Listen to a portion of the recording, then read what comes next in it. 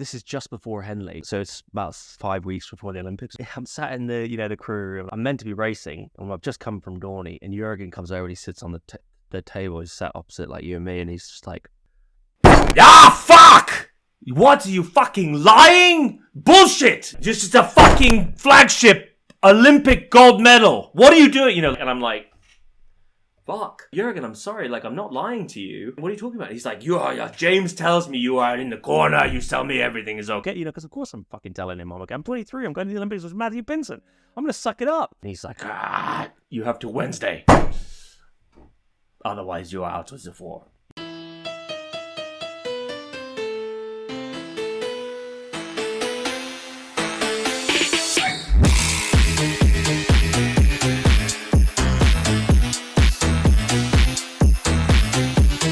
Hey, what is up?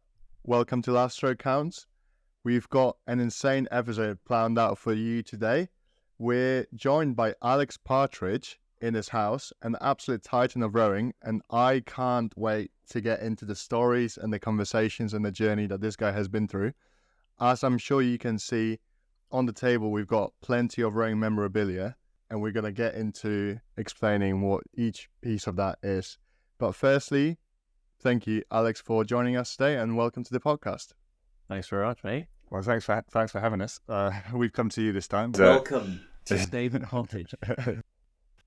A hobbiton of rowing. We've left the Mordor of Henley, and we're now in the... It's nice to have a change of location. It's awesome to come up and talk to you. Obviously, I think everyone in rowing will have heard of you. If they're very new, maybe not, but we'll get into that. And why they should, if they haven't already. Yeah. To start off, just for introducing them, we'll just run through hopefully some of the highlights of an incredible career. Started in 98 with the Junior Worlds, and then again 99 silver that year. Bronze in the Cox pair in 98. Okay, we missed that one. So yeah, medal 98 and 99 Junior Worlds. I believe it's called the Truckers event. Yeah, Cox pair, yeah. There you go. Nations Cup win in 2000. First gold, yeah. Previous, which is what now is under 23s. Cup 4, so you're upgrading from a truck to maybe a small utility van. Under 23 silver, then the next year when it officially became that year in 01. And then into the senior team. Total... That same summer. So 01, 04. Yeah, Cops 4, yeah. And I think we got down 9 senior world championships, 6 medals, 3 of which gold. You like to point out we 05 British Olympic Athlete of the Year. There you go, yeah. Pretty awesome. And then for the Olympics, obviously 2008 in Beijing, Olympics silver in the men's 8, and 2012 in the Olympics bronze in the men's 8. And we think we've tallied up right, but 35 World Cup medals. I think so. And then 3 Henley wins as well. I'm sure there's way more than that, but just to give a flavour of what you've been doing and how long you've been doing it for. So from 98 to 2012. Yeah. Started rowing in 1994 at Monkton Combe School. Yeah. Or Monkey's Womb, as it was called back then, by a lot of other famous, and basically spent the first 4 years of my career coming last at every single race. I think you had Ben Lewis on the other day. I remember sitting at the star line of something like Bristol Docks head race, and he was sat in the stroke seat, and I was sat in the 8. I think it was 97 or 96, something like that. And I was like, oh my God, it's Ben Lewis. And getting drilled by probably 2-3 minutes over the course. But Monkton Combe was where I found rowing, and I'm very lucky that they had rowing. And I'm so grateful to the support of a few individuals down there who kind of took me on my rowing journey. So there's a guy called Julian Buick who he'd retired as a teacher, but he lived down the road in the village, and then he got many of us when he could see talent. He still helped out with the boat club. When he sees talent, he kind of would go that extra mile to support us. So he would take us to the trials, in Boston or Peterborough. We used to do back then the 7K. Kingston was 7K trial as well. Yeah. That was awful for the Penneck. That was awful. And guys like Henry Belhash, Steve Williams, Rolly Douglas. So we produced some good athletes. Yeah. And that's where I just found my love I loved rugby. I was a ball sport player predominantly, so I grew up in the States. Yeah. Well, I grew up all over the world. I lived in Indonesia for 6 years, 5 years, 6 years. Literally like Mowgli, running around the jungle, and then moved to LA in the riots in '91. Right. That was my baptism to the experience of America. And then like teenage years in sort of Houston, Texas, and became like a real little shit teenager. But then we moved, I think, after we moved from Texas to Louisiana, like deepest, darkest Lafayette, Louisiana, my parents were like, we need to get him out of this country. Otherwise, he is going to be in jail. And so I came over to the UK and I went to school down in Bath at Moncton Combe. And then that's a bit of a culture shock. Yeah, no, it was cool. I mean, it was amazing. I was really, really lucky. I mean, Moncton Combe was a really beautiful place to go to school. It's in this idyllic valley just outside of Bath in the Greenbelt there. It's a small school. You're up against it, like against every other school you play sport with, which is great. So you learn how to be the underdog, which I absolutely love. And then I kind of got the privilege. My mate, this guy here who made this medal here, is a guy called Charlie Bennett, and I remember we were sitting in his study, and we were playing rugby, and he was flanker, and I was back row, and it was like, what are we gonna do to be amazing next year? And like, he's like, well, I did rowing last year, and we went and did the school's head of the river, and I was like, oh right, what's that? What's rowing? And he was like, oh, it's really cool. You get to go up to London. and he was like, and then we sat in this boat, and I think it was like a quad or something. He's like, and it rains the whole time, and you sit and you wait to go to the start line for 2 hours, and there are shopping trolleys floating along the Thames, and it's amazing because you have to dodge them. I was like, he's really selling it. Yeah. And then that was the start. Yeah, that was the start of my rowing career. And some of my best friends came from that crew. There's one of my other best mates, a guy called Toby Jamerson. His dad coached our R8, and I think we got a bronze medal in junior colt Bs at national schools. Nice. And that was like the first medal that Moncton Combe had national schools, I don't know, in 20 years or something. And that was it. I fell in love with the sport. And it also helped that it kept you really fit for rugby. Yeah. We said that before. It's, Emma Dyke was saying that in New Zealand, she rowed a New Zealand team. If you want to play rugby, they make you row, because they know that it'll get you fit. And obviously in New Zealand, everyone wants to play rugby, so they'll sort of go through rowing and stuff. But same in my school, sometimes the rugby coaches would send the fat kids over to rowing, like go and do some bloody, and do some training. But I mean, throwback, those first coaches that I look back now, and like when I was at school, I was the only kid fast enough to trial, and we're in Worcester, so my coach didn't take the whole weekend off in a minibus, drive just me 5 hours up to Boston.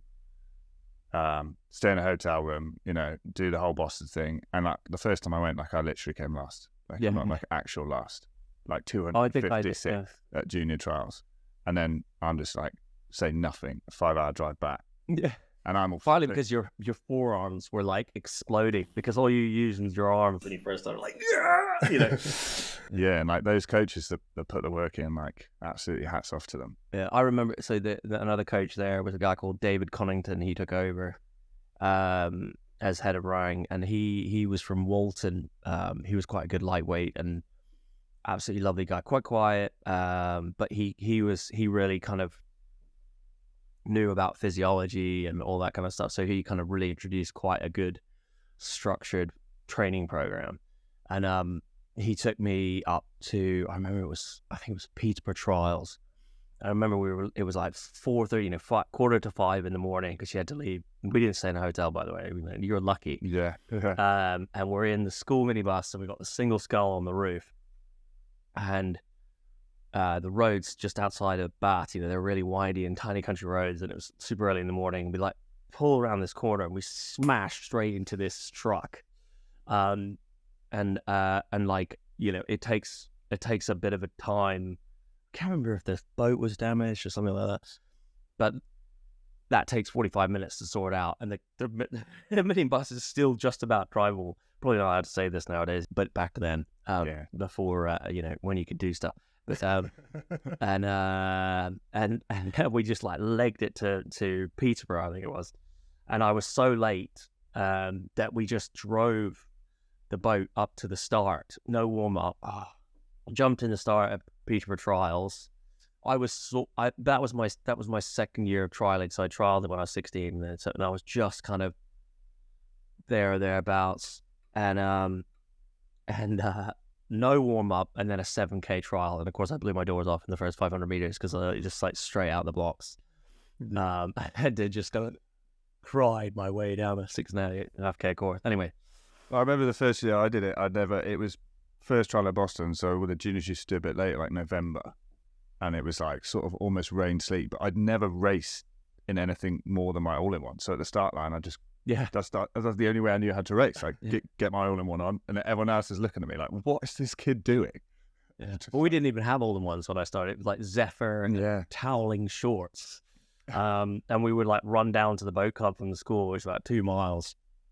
And I remember one day we were like literally snowing, like snow started on the run, and we kind of go out rowing, and there's no jumper, nothing, and we're out in the snow in the thing, and it's Toby, my mate from school, his dad, Mr. Jamerson, and he's like, "Come on, boys, here we go," and we're like, "Where do you put your hands when you're freaking going? Down your pants, because it's the warmest place." Anyway, that was So I started there, and I loved it, but I remember. So that was in 1996. I saw Steve Redgrave and Matthew Pinsent won in Atlanta, and I was actually just down the road in Georgia.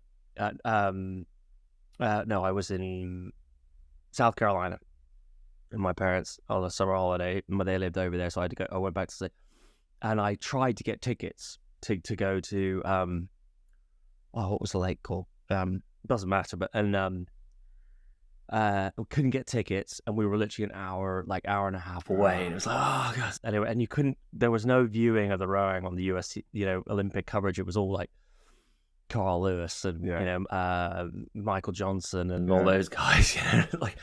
But I've managed to find a channel for their race, and I watched them, and it was awesome, and it was Redgrave's, supposed last Olympics, and they win, and they cross the line, and back in '96, I don't know if you guys kind of remember, but I had this poster on my wall after that Olympics of them crossing the finish line, and they were both jacked out of the eyeballs. They just looked like these Goliaths of men, and they were. I mean, if you stand next to Matt now and Steve, they're huge blokes. I mean, stand next to these German guys from back in the day, they're you feel like a tiny child. But that's what good rowers were back then. They were these huge athletes, but just absolutely like every sinew of Steve's muscles were pumping out. Yeah, I think he was 30. He must have been 32 at that time. And Matt was sort of 26 or something like that. And Matt was in shape. I mean, Matt was always in shape, but like he was lean, and we could talk about how difficult that is actually as you get older through the team to kind of keep that. But yeah, they crossed the line. I was like, and they won, and Steve collapsed over the oar, and it's totally spent of all energy, and I just thought, wow, that looks amazing. And then it was that I literally decided at that minute, I think I was 15, just about to turn 16, or maybe 16, and I was like, I'm going to the Olympic Games. I'm going to win Olympic gold. That's it. And so I completely transformed my life from that day, and I became quite obsessive, which I can do. And I was training as a 17-year-old twice a day, if not sometimes 3 times a day, at school in the middle of nowhere, Moncton Combe. Yeah. Just following, this kind of snippets of programs that I knew. Yeah. And I would get a train from school on a Wednesday lunchtime up to like anywhere in the country that I could row with someone who was good enough to kind of go to the trials. I think the first guy I rowed was a guy from Eton in the second 8. And that would be like 12 o'clock, go up, do 2 rowing sessions, and then get the 10 o'clock train back to Moncton. And then I'd run the 4 miles back to school with my backpack and a puffer jacket. I mean, back then you didn't even think about it. Yeah. And it was like up Prior Park Hill. So if you ever go to Bath, you go up Prior Park Hill. I used to leg it up that hill. That's savage. And now I went there the other day about couple of weeks ago. I was doing it at the bottom of priority. I was like, I don't think I can get to some of this thing without a heart attack. And I used to do it, every week. But yeah, I became obsessed, and then I kind of snuck into the junior team in '98, and then that was it. And that was my kind of rowing career off. I got a bronze medal with a guy called Rudy Baxter-Warman, with a rowing legend of a coach, a guy called Bruce Granger. Yeah. Who used to, he'd be rowing along, and we were in a Cox pair, and it was Adam Moffat, so head of rowing. I think he was like 13. He was our Cox. We had a great time. He's head of rowing at St Edwards, and they just won champions. Just won Henley.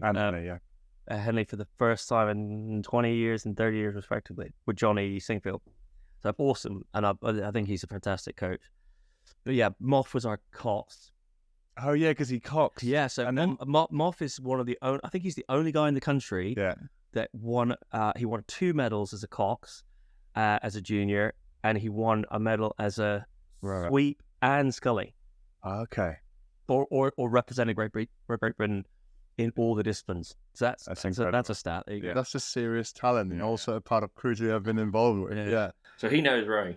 But yeah, Moff was our Cox, and we were in this Cox pair, and man, it was heavy, like super heavy. And you're 17. I never rowed in a Cox pair. The only thing I basically rowed in was an 8. And I had this absolute like cart horse of a pairs partner, a guy called Rudy Baxter-Warman, who's like, he had like dad strength at 17. You remember, like just like guys who just like, he's from like proper East London family, went to St Paul's school. He was like proper geezer, wide boy. Always, had like the coolest stories, and you'd go rowing and everyone else is like pulling out their water bottles, and Rudy would bring out like a 2-liter bottle of Coke, He's like, what? It's got sugar. But yeah, we row along, and then Bruce, he'd be shattered on these training camps up in Chester because he'd never done that mileage. And I still remember, to kind of break up the tension and the stress, Bruce would come out with like some random jokes. And like, terrible dad jokes, but it was funny and it was great fun, and that was the adventure, right? That, that's what we all love about rowing, is you go on this, you start doing stuff that you'd never physically been able to do before. You're suddenly around this group of individuals that are like super motivated. Not all of them, but like a lot of them, super talented, and then, but you all have to commit to this extreme way of life. I think it's the freedom of it all as well, because we've spoke to a few other people, and it's like, when you're 14, 15 years old, we like at school, our rugby pitch was like 2 minutes from the school, and you all had to line up at the school and walk with a teacher, and then you get to and you're in this position and you do that, and then all of a sudden it's like, well, just 8 of you go in singles and piss up off the river. It's like you get freedom, you get given responsibility, and I think the other thing is you really, like you said, to be good at it, you have to commit yourself to it. You can't be told to work hard. So it's really like a sense of like ownership. Yeah. And it's good at that age you also find yourself amongst people who are also as driven as you, or they want to commit towards like a goal, like you said, that, training 2-3 times a day in order to become great at this thing. And I don't know, when you're a teenager, it's really easy to like fall into sort of the wrong spheres maybe. Yeah, but if I hadn't done rowing, I would have been a nightmare. Like I heard I think it's the current headmaster of Shiplake, who's an ex-Irish rugby player, and he's like, schoolboys are like dogs.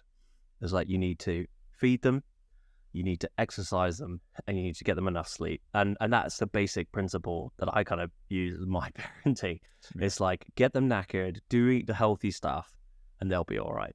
Yeah. But yeah, you're right. I mean, I was a nightmare before I found rowing. I would have definitely, ended up in jail. And same here. I was a nightmare before I found rowing, because then I didn't want to get in trouble as well. I think Tom said the same thing. It saves you, because then, like I said, at my school, detentions were Wednesday afternoon, and really bad detentions were Saturday morning. Yeah. And that's when we rowed. So it's like, right, if I want to do this thing, that's it. I've got to step up. And then obviously getting the grades was a part of it. If you were doing crap at school, you weren't going to be allowed to do rowing. So it's like I hated school, like academically. It's like, I'm going to tick all the boxes so I can keep rowing. And where else can you get this exhausted? Like, you've got all this like energy that you just want to expend. You just want to do something, apply yourself, and just go crazy. And in rowing, you can. And you keep improving, and it's actually fun because you also get results out of doing this. And I don't know, like this was the only sport that I found where applying myself in that sort of way actually gave like good results, and I could also like see a future in it. It's interesting like how many people I've heard say that the same thing about rowing basically saving them from just going down the wrong path. Well, like you said, like the rowers that were, listening to you saying, I just made that decision, that's it, I'm going to lean into this now. We all tend to be the kind of people that get obsessive with stuff, and it's like if I'm we're obsessed with all or one nothing. thing, All or nothing. then you go down the other way. So I think you need that obsessive personality in order to get good at this thing, because it just requires so much time and effort and commitment and sacrifice as well. There's so much that you have to miss out on, but there's so much that you gain that you otherwise wouldn't have. And I never looked it's at it. beautiful. A lot of people have said that. I never looked at it as sacrifice. Yeah, same. I never looked at it as sacrifice. I just looked at it as what was required.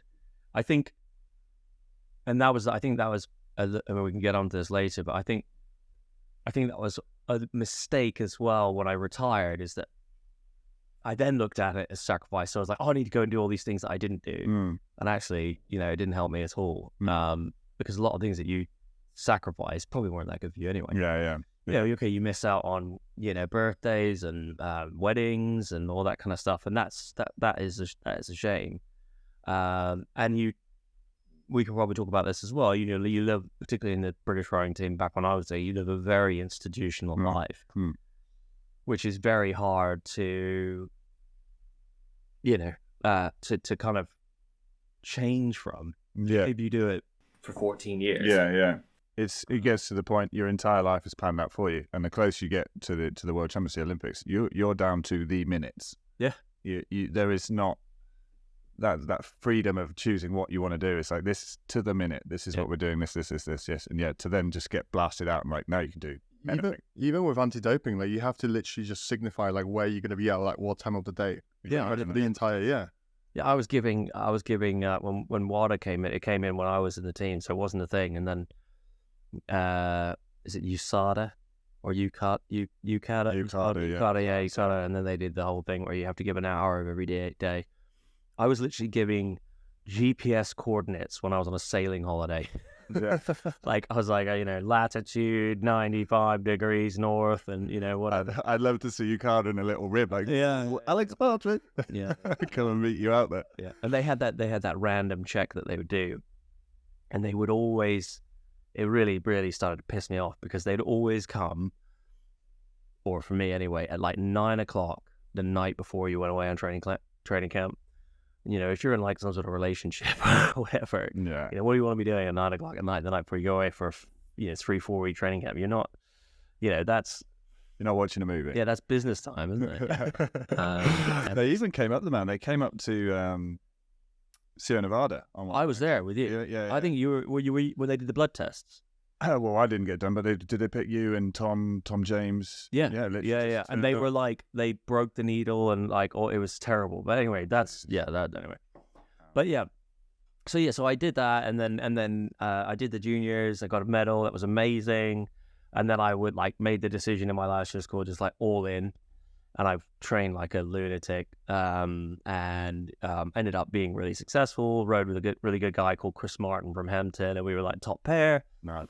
And rode with some other great guys. It ended up in the Cox's 4 with some other great guys like Basil Dixon, who was Oxford, Robin Bourne-Taylor, who I won my first Olympic class medal with in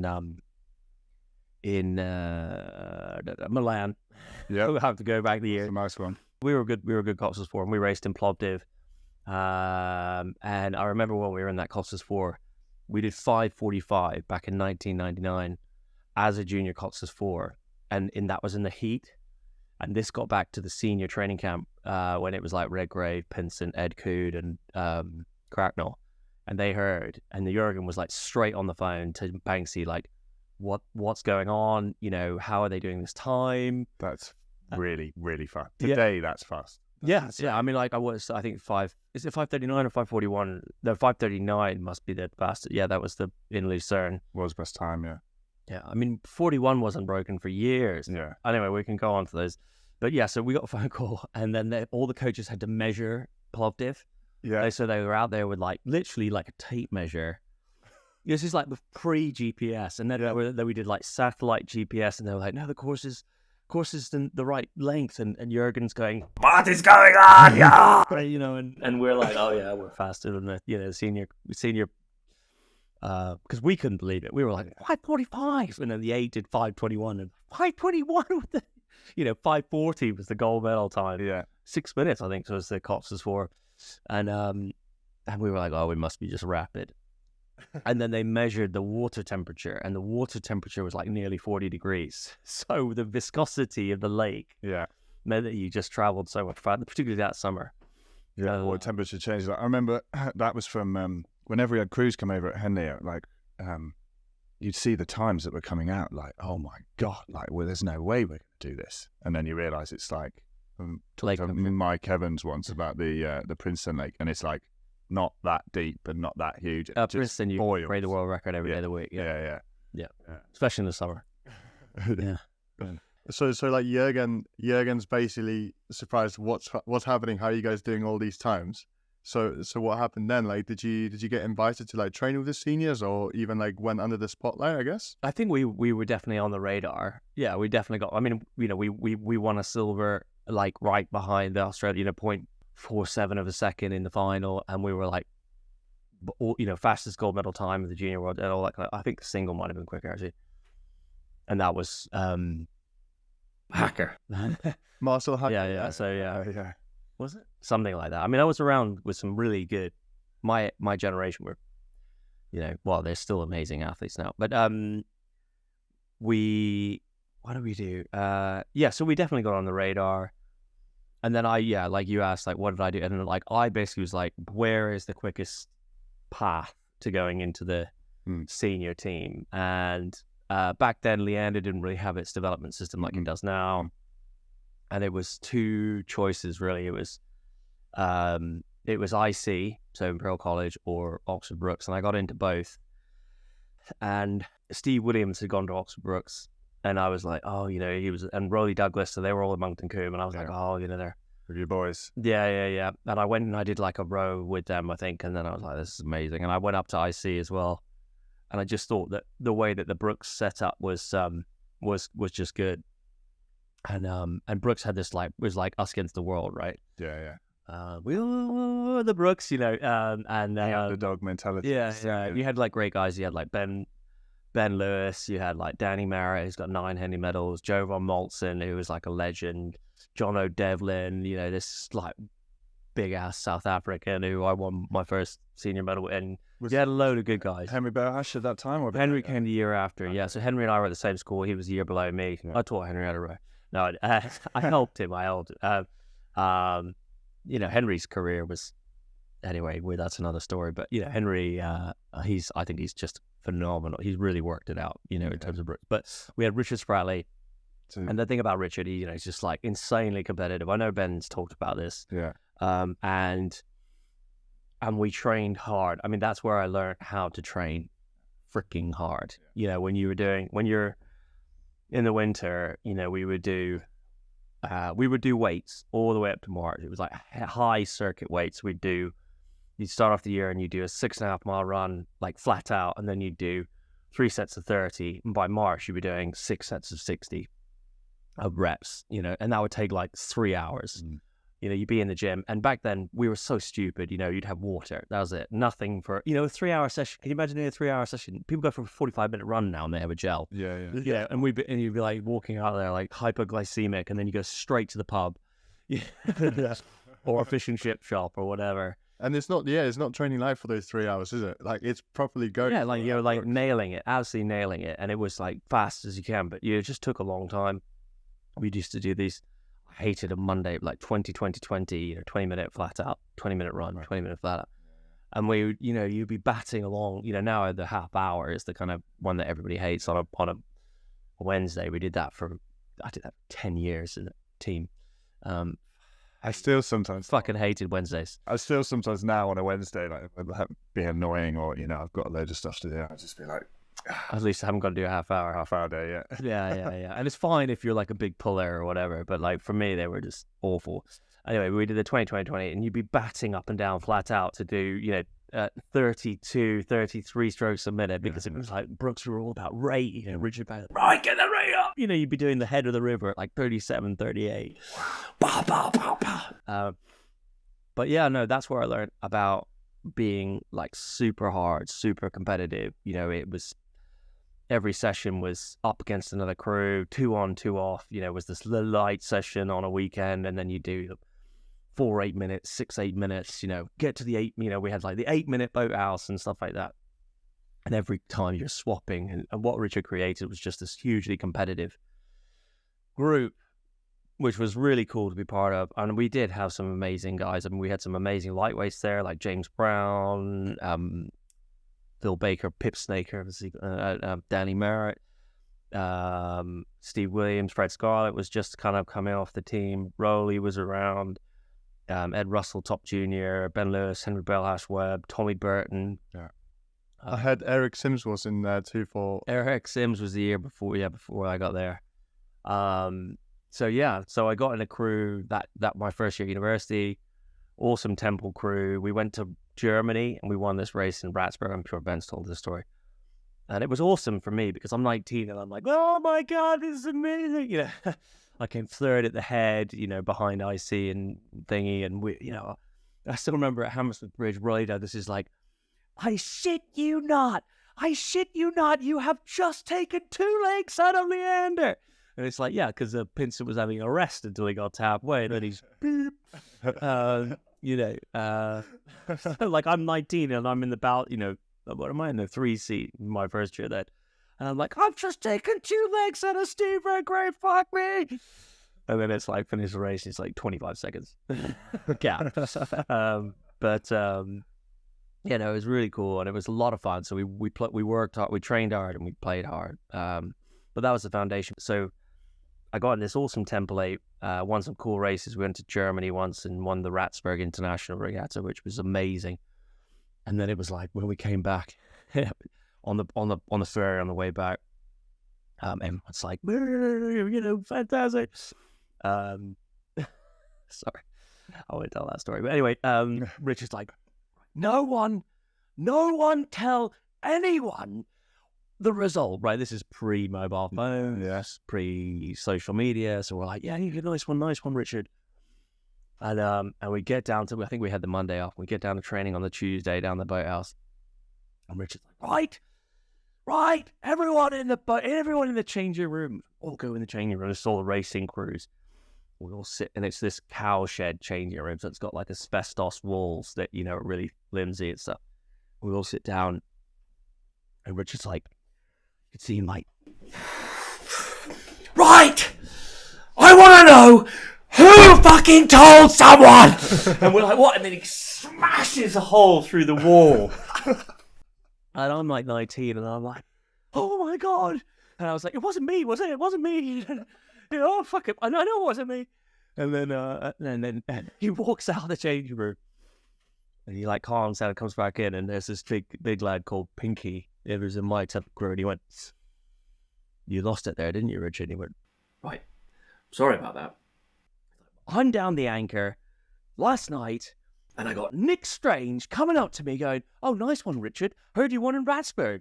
And he was like, I want to know who said it. And everyone's like stone cold silent. And, everyone's looking at everyone like, you did it. And none of us did it. And we were, years go by and we're all like, how did Nick Strange find out about it? Anyway, we found out that basically our Cox, who will remain unnamed, was having a thing with Nick Strange. And she told him that night. And then, of course, as soon as you tell, the Henley Telegraph, there's no way back. And so Richard was paranoid that the stewards were going to bump us up from the temple to the ladies because so anyway, so that was, that was an awesome crew. We had great fun and we lost the final by a foot. So that was, but I remember sitting at the start line, I'd literally come last in every single race at school, like every single race. So I went to Henley and it's like, we raced Hampton School. And by the end of the island, I was like, where'd they go? Where'd who go? They were just gone. So I'd never been used to like being in the lead, and we were in the first race, against Rutgers University, right? So not bad, but like not great. And I tap Ed Russell on the shoulder. I'm in the 7th seat. I tap Ed Russell, who's the stroke man, on the shoulder, and I'm like, Ed, like, are we going to win this race? And he was like, yes, Alex, we're going to win this race. I was like, really? And he was like, don't worry, mate. And we just, I just like never won a Henley race. I had a similar thing. My school, when I was at school, had never got through a round of Henley. The senior squad in a good year was like 10 kids. Yeah. And we did what you did. We didn't qualify in lower 6th, and then we all took the next year like absolute nutters. We were like skipping school, skipping lessons, missing ever, like just really had this focus, got qualified, had a pretty crap row in 07, didn't get through, totally gutted. Like I said, at that point, I'd done some junior trials, I didn't get anywhere, didn't win anything. And then 08, I'm in Leander, like breezing through the times. I was like, this is a very different. Yeah, it's such a different, yeah. But yeah, if you look back at that and just like what you were saying, like, how many times did I lose and come last and not achieve what? And for us, like that point at school, everything has sort of moved to Dorney. Met Marlow Wallingford was all at Dorney, and that was a good like 4.5, 5 hour drive back to school, and like those minibus rides. Oh, mate, my parents used drive to back say, to Bath from when you're going racing. Yeah, it's a very, and like you're still in your soaking wet tracksuit. Yeah. In the minibus with no heater. And they, oh, that was right. They're like, it'll be this one, maybe this time, and he didn't. Yeah, we're gonna do it. Yeah, they're only human, is what I used to say. They're humans too. We can win. It's like, Jürgen used to say. I heard a Jürgen say one of the photos. He was like, "No, all men, they all boil in water." Yeah, and I was like, I guess it kind of makes sense, but I'm not sure that's like the full translation. My parents would be like, we'd always know if we got a call, we know you've done well, and if we hear nothing, we know when you come through the door that you're going to your room and you're not gonna speak to anyone about it. Yeah. No, it sounds like there were really good days back in there. Brooks was great. Back with Brooks, yeah, like, and also not in a way that like squads are run nowadays. It's like a different energy. It reminds me more of like what I started rowing in Poland. It's still a bit more raw. It's still a bit more passionate, and there is no beating around the bush. If someone needs to train harder, pull harder, or there needs to be like crew punishment, it just gets done. And like everyone kind of like knows and understands it, but also it builds it brings everyone in the team closer together, because you've been through so many more of those hard times together than the good times taste even sweeter. And it sounds like that's exactly what happened with the Brooks team. We've done a few interviews with Brook athletes, and they were saying, like that was the big difference to get used to. Like Brooks is just all about the team. It's nothing to do with you. It's all about the team.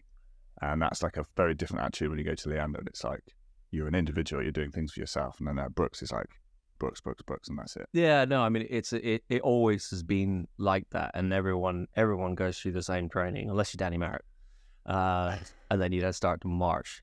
Ask Danny about that. No, yeah, I did that. Yeah, you did it probably right to them. Yeah. So 09. Weirdly enough, we did that summer camp in Ratsburg that year, and we did a Coxthorn. We didn't do too well. We got knocked out in the first round, so probably like a black mark on Danny's incredible Henley career, but it's one of those. I think we met the winner in the first round. So yeah, Danny's an amazing athlete, and he does train hard, and he's probably one of the most. If he was just a little bit bigger, he probably would have been one of the best sort of athletes in the senior team. But he's got 9 Henley medals for a reason. Yeah, and what he's really good at is sniffing out a plot. So he spends the winter kind of sniffing. Yeah, not showing his hand. And then, suddenly, I'm here in January. Takes me 3 months to get fit. That plate A's looking good. Yeah. I go for that one. Yeah. But no, he's an amazing. I learned a lot about.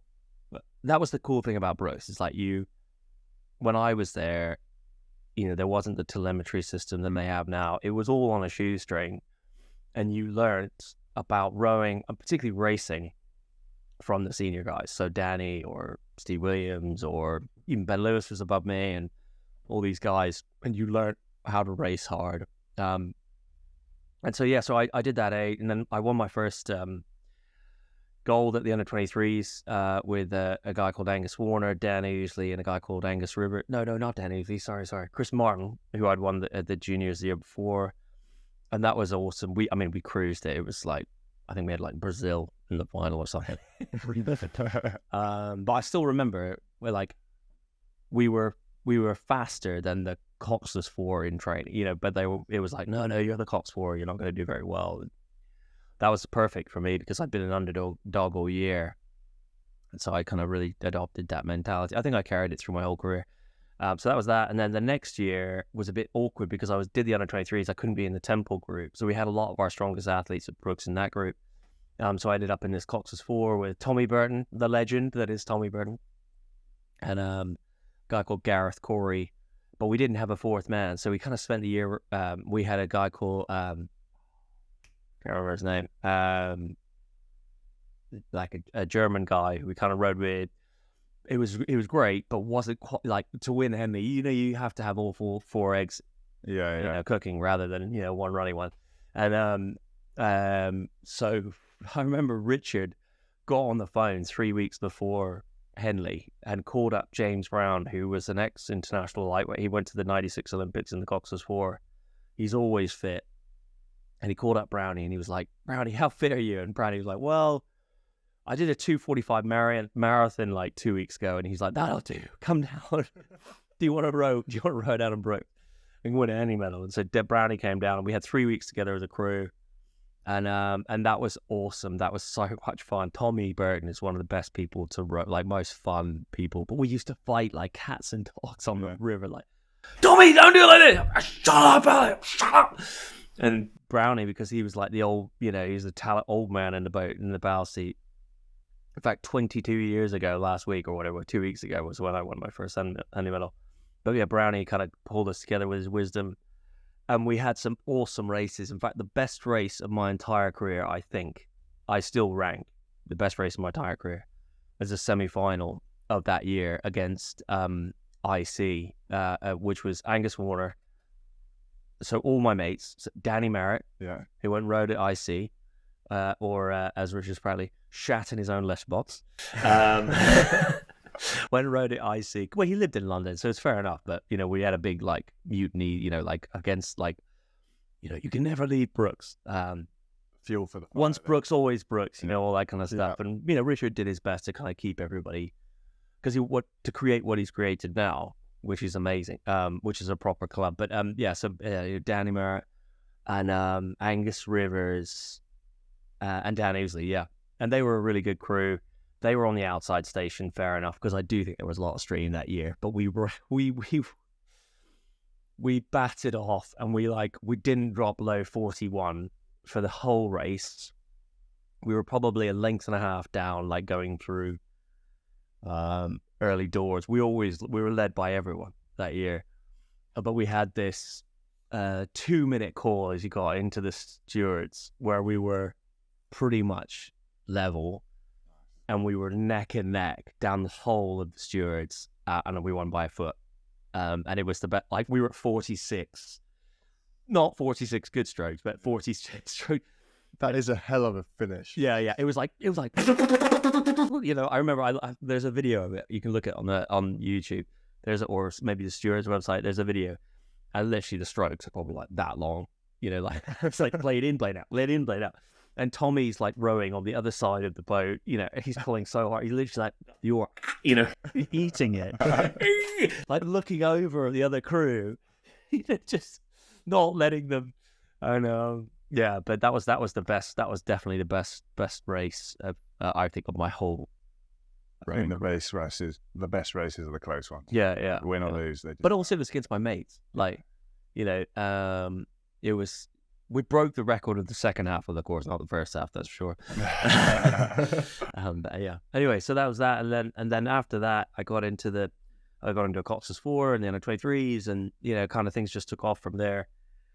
We won a silver at the under-23s, and then that summer, that was in the Cox's 4. But then we got selected for the Cox 4 in Lucerne, which is a pretty cool place to have your first senior world championships. And that was insane. You know, you still had a lot of the kind of 8 left over from Sydney, and like all these big guns. And they had that really good Cox's 4 with like Steve Williams and Rick Dunn, Ed Coode, and Toby Garbett with it. And they rode like really nicely. And we were completely like that everything up to my career at that point was just linear. You know, it's like, you know, everything's going better. Yeah. And we did this race in Lucerne, and we were 4th. fourth or fifth the whole race, and then it's like fourth, and literally we crossed the finish line, boom, third. But we had no idea until the times came up, so we were like, but our Cox, who was Pete Rudge, he was like, oh my god, I think, and we were like, whoa, we were like, whoa. And then we look up and we're like, oh my god, we came third, so we got a medal. Your first season. Yeah. We went big that night, I can tell you. Yeah, good. Yeah. I'm glad to hear. You should. You deserve it. You have to celebrate something like this. I mean, from racing as an under 23 to being bumped up to senior worlds in that same year, that's an incredible achievement. Especially, like you said, at that time where obviously the Sydney A has just won gold, the Sydney 4 and everything like that. That senior team was stacked, and it remained stacked throughout your senior career when you were there at GB. So after that, then did you get the call up to row in the squad? Well, we kind of had been I'd been on all the senior training camps that year, and then Jurgen, I was training between Brooks and Leander, and then sometimes London, and then so that was my third year at university. It was 2002, and that was really difficult actually, because basically I started training. Jurgen said to come down to Leander, and I'm in my third year at university. I'm not even 21, and I still remember showing up after my 21st birthday and doing this. We used to have to do this terrible warm-up ergo before the circuit weights, and that was the morning of my 21st, after. And everyone was like, "Oh, happy birthday from last night," and I feel like a bag of bones, sat, and it's so obvious, well, let's shot and all that kind of stuff, and you're going, you're a man now, and that kind of stuff. Here's your goal, and I sit down, I do this warm up, and after 9 minutes.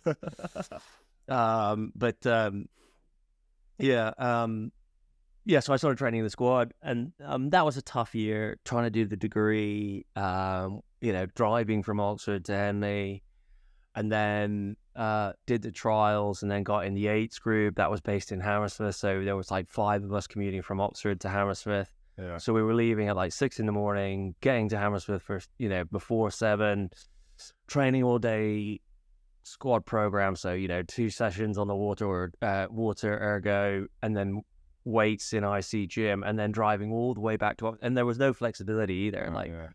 And so I remember I literally drive. We shared the commute. It was a guy called Ben Birch, John O'Devlin, Joe Pomolson, and Robin Bourne-Taylor. So a good group of lads.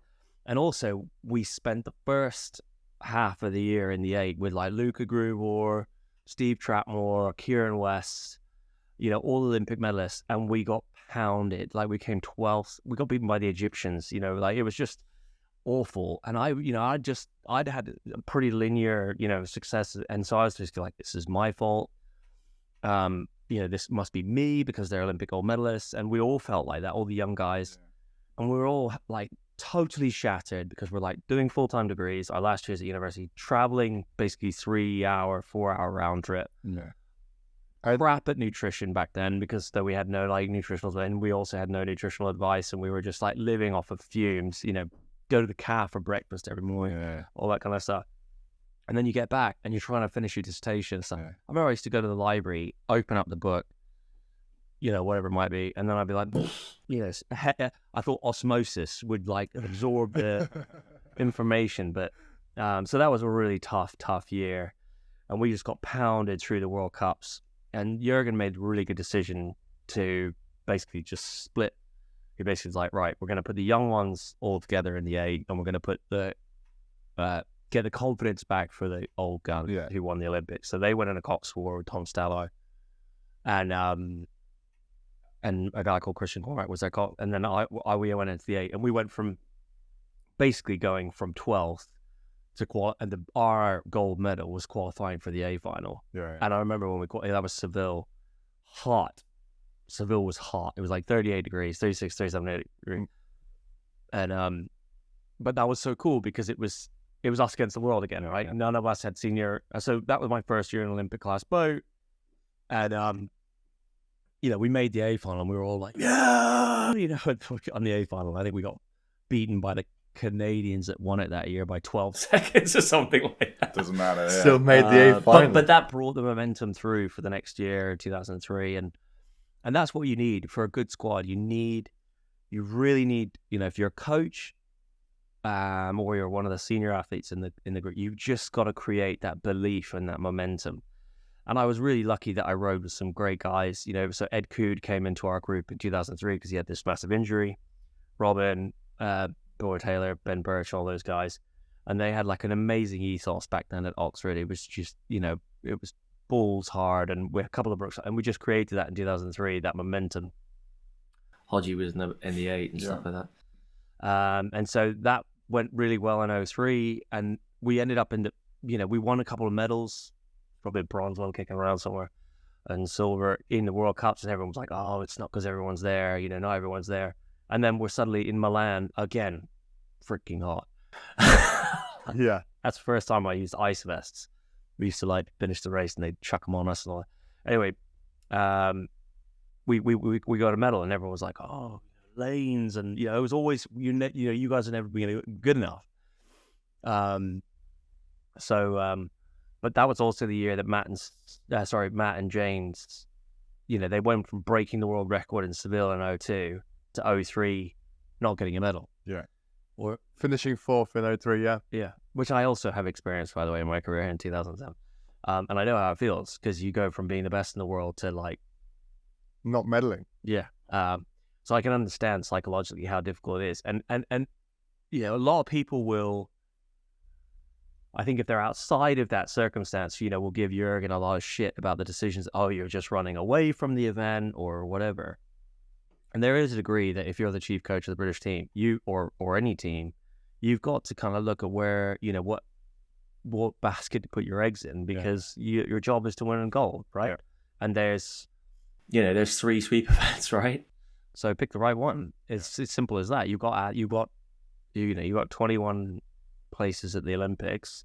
Put your athletes in the best slots. So and back, Tompkins and Jin, were very good.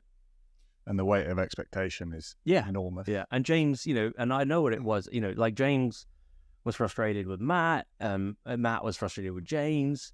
And so to create the 4 and 04 was the right decision. Okay, it's terrible for like Rick Dunn and Toby Garbutt. It's awful for them.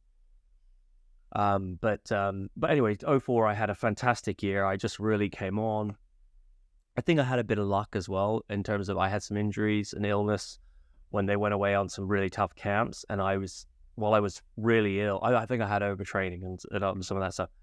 I was able to that was the first time I really focused on my physiology, not trying to just bury myself for Jürgen's scores. Mm-hmm. And then ended up in a pair. I ended up doing really well in like the pairs matrix. So my career was just like, like that. And then I won the pairs matrix, shouldn't have won that. And I had to win another one, shouldn't have won that. And everyone was like, oh, this something's going wrong, because I wasn't the strongest in the team. Mm-hmm. Why is he? And I probably rode a bit funny back then as well, in a slightly different way. I remember Jürgen coming up to me in 02 and go, oh, yeah, I guess I have to take you on training camp because, you do this at trials, but really, physiology, Mickey Mouse, like, I am lightweight girl who is stronger than you. That kind of bollocks. But it took me a long time to develop my physiology as an athlete. It does take you a long time. Jürgen says it's 5 years to develop a senior athlete. That's pretty much what I think it is. If you're lucky, you'll get it in early, but you have to be pretty exceptional. Yeah, there's a couple of outliers, but not many. Yeah. But yeah, I smashed it that year, and I was with a bloody good pairs partner, which is Hodgie, right? Yeah. And it turned out he was pretty good, especially in the pair. And that is a big bugbear of mine, but I'll get onto that later. But yeah, so Hodgie and I did the pair. We won all the matrices and stuff, and we won all the pieces on trials. Matt did get Pincer got ill, but we were there or thereabouts quicker than them. And then we won the national trials, and I really didn't expect it. But Steve Gunn got a phone call from Jürgen, and he went, Alex is coming down to Leander.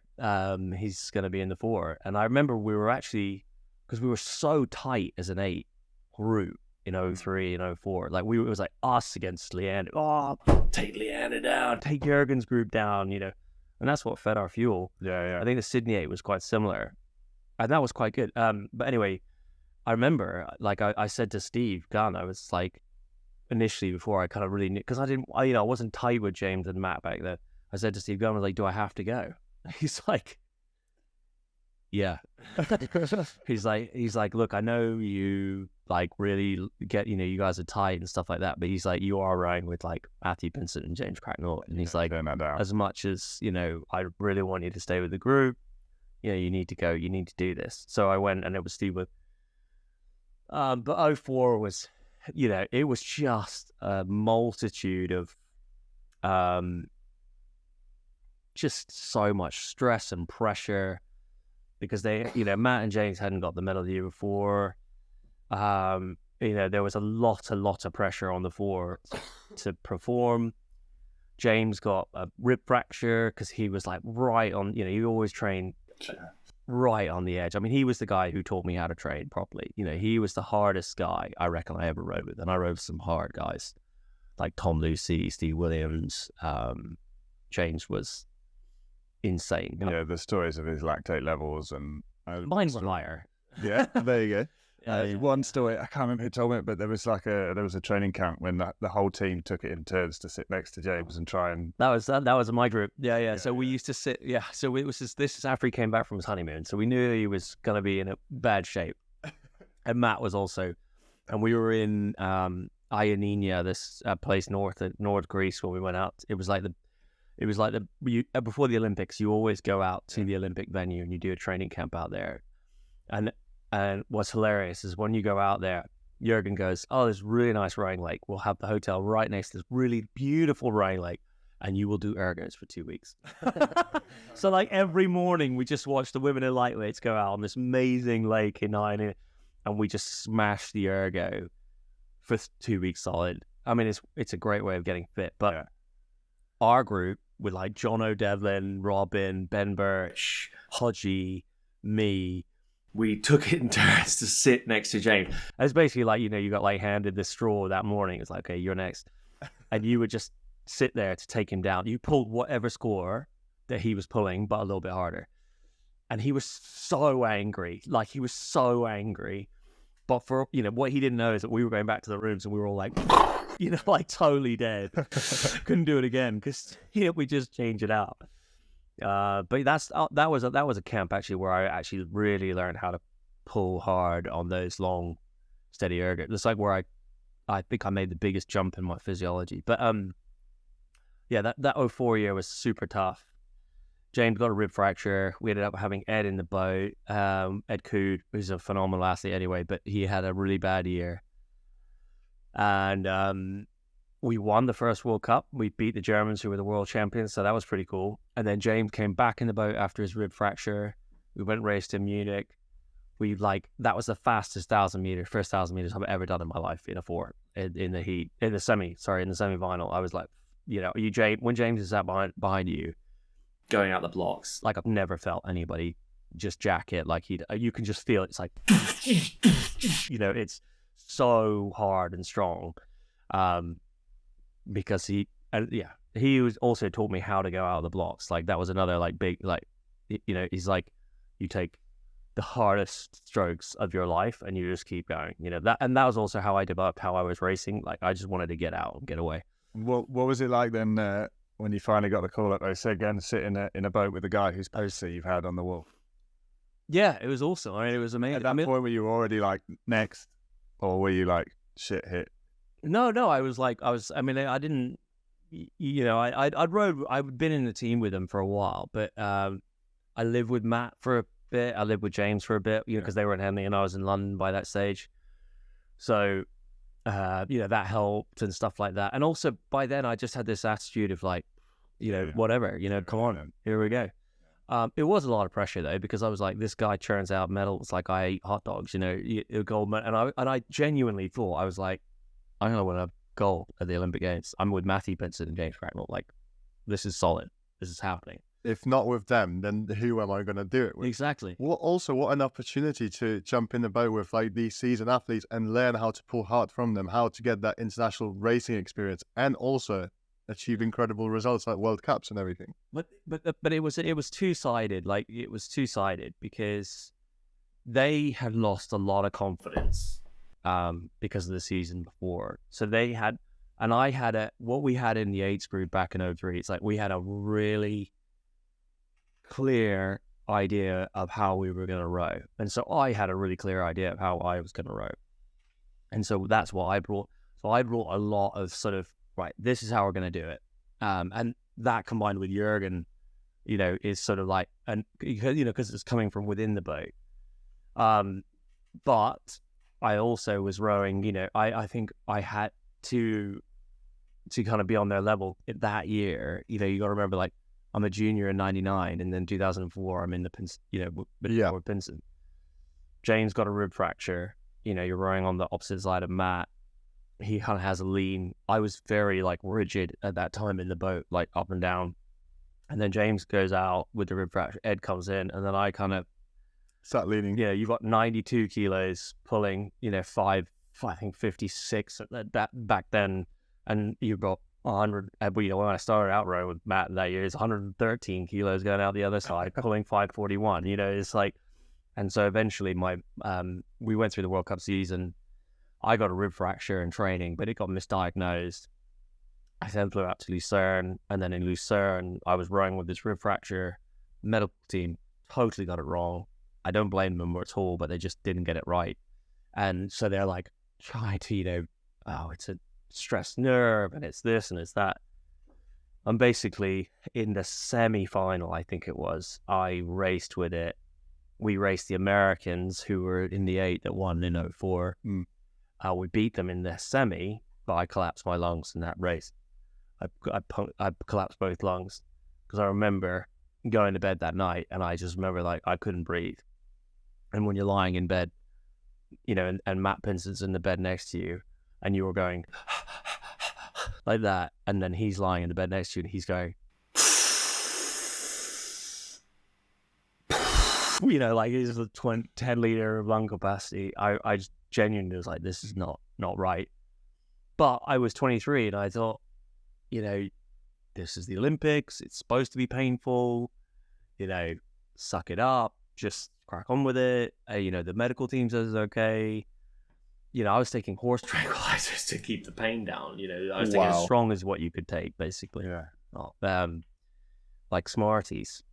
Just and when I came back, I something happened on the plane on the way back, and I passed out. And I passed out again on the tube on the way home. And I was just like, this is not right. And I kept on going to the physios, and they were like, oh, it's a stressed nerve. Let's give it some rest. Because they'd done the MRI scans and stuff. And they just misread them. And I then, with 2 collapsed lungs, sat in that altitude tank in Bisham, the one, on a bike at 2,500 meters for 3 weeks. And every time I went in there, I'd be like, I finished the session and I could barely function. I know we all go hard, but, like, something was not right. And I remember I would go to bed at night, and I'd breathe in, and you could just hear this massive echo through your lungs. And it was just like, this is just not right.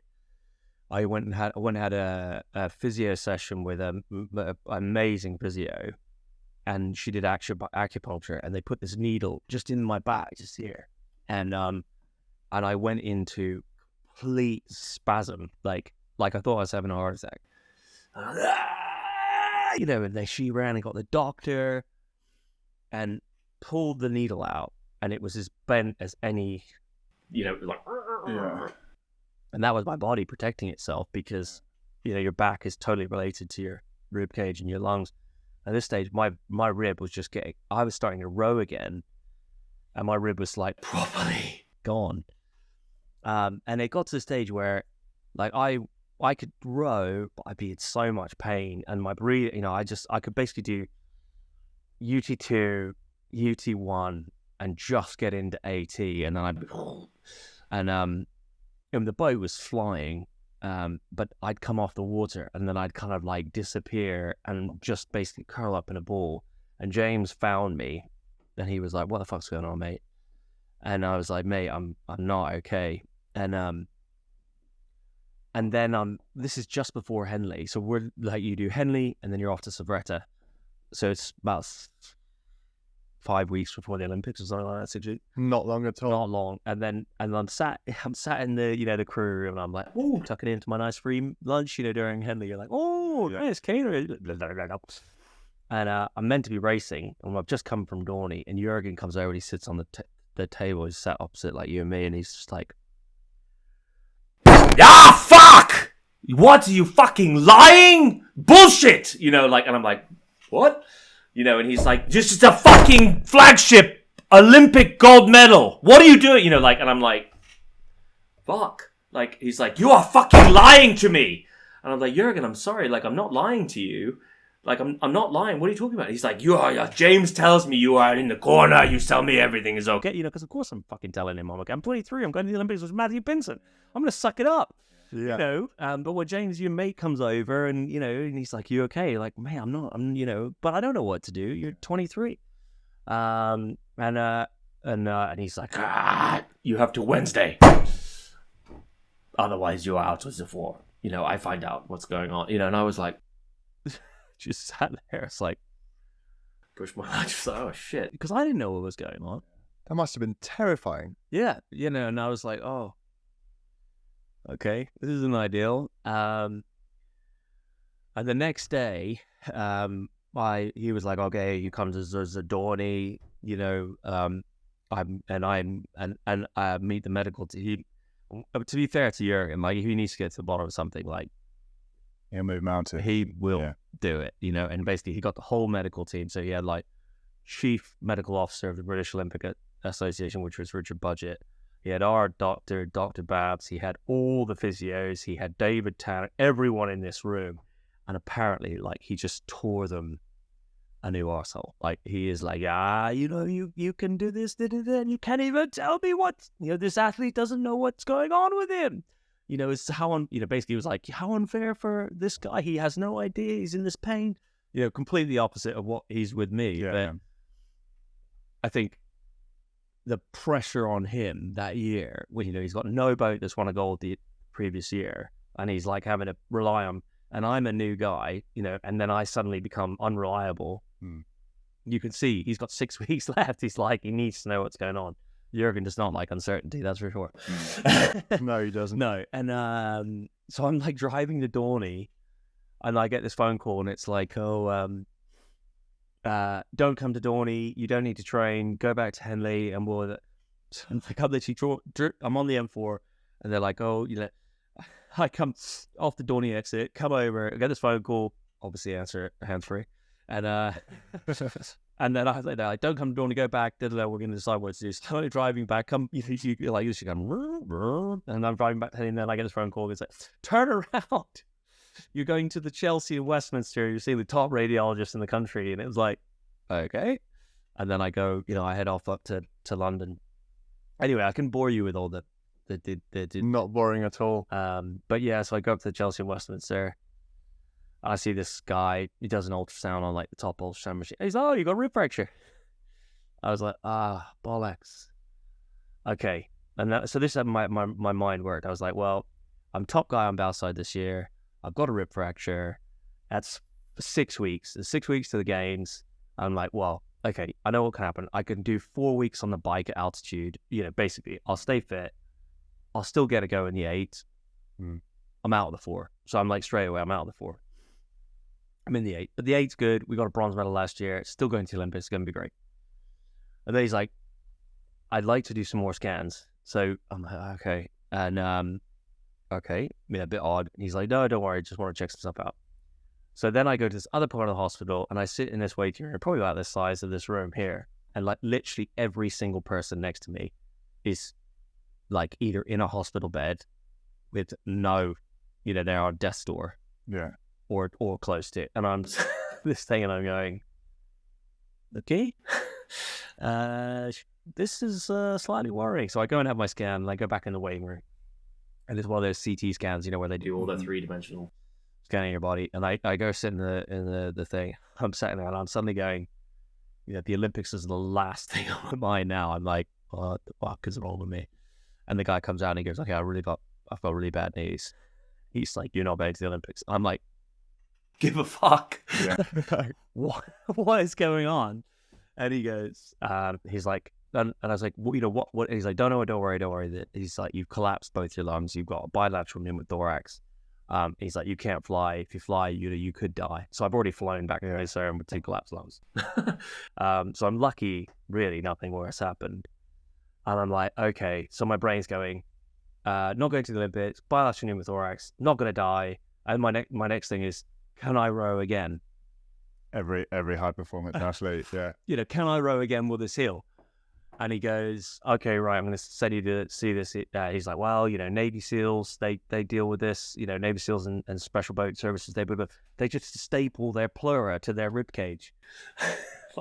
Because, your pleura basically goes up. Yeah, down, it's like inside your rib cage. That's the air sacs, basically. And I'm like, okay, stapling my... And anybody's like, well, there's a bit of a risk because if you have a trauma injury, then it never reinflates. I was like, choices.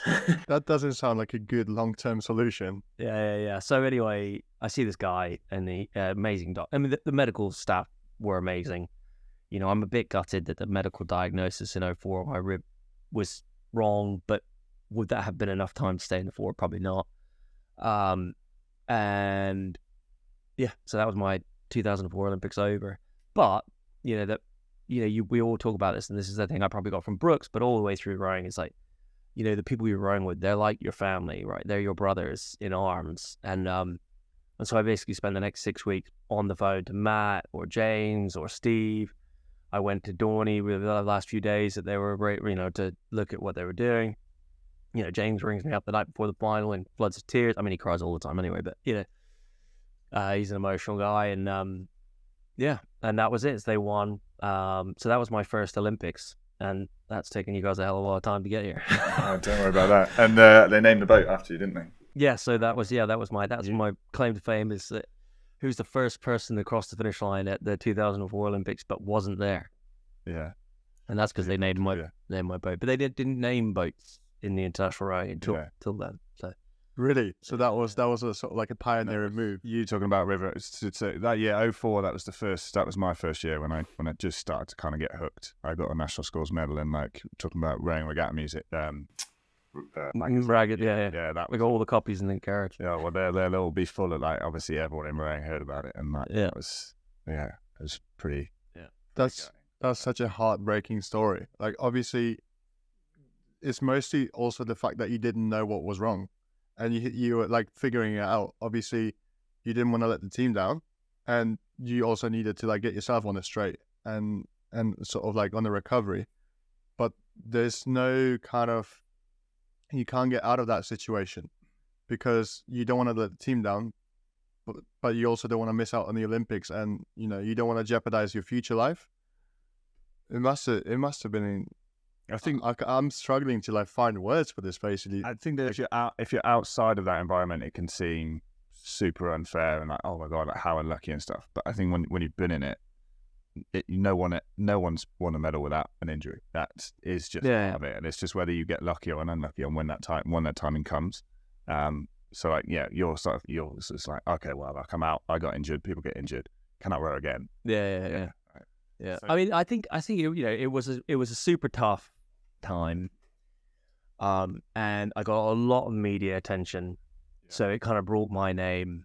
I mean, already a lot of media attention being in basically the flagship boat for the British team with Matt and James, who had a huge media presence, and that's really cool to have. But also, I hadn't really won anything at that stage.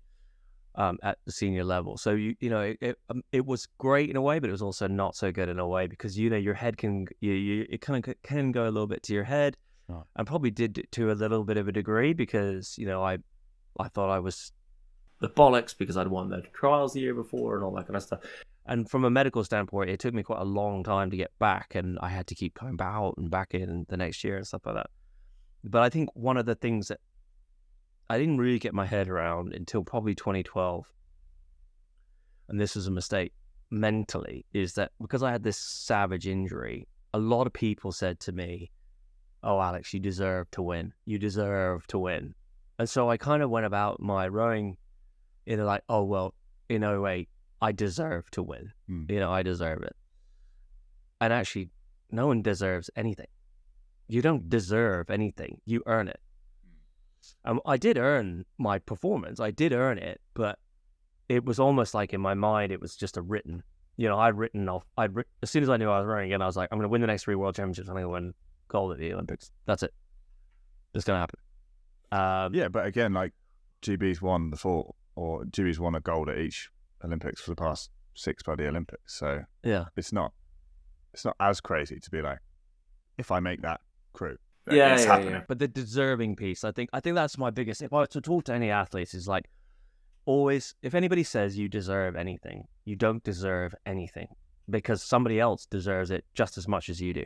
Yeah, no one's going to give it to you. No one's going to give it to you. And I never went about it in a way that I didn't train hard enough for it. But when things didn't go right in '07, in the 4 and '07, I got on the 4 with Hodgie and Pete and Steve, and we're like, we won every race for 3 years. We won '05 Olympics, we won every World Cup, we won '06 Worlds. Yeah. Won '06 Worlds, every single World Cup. '07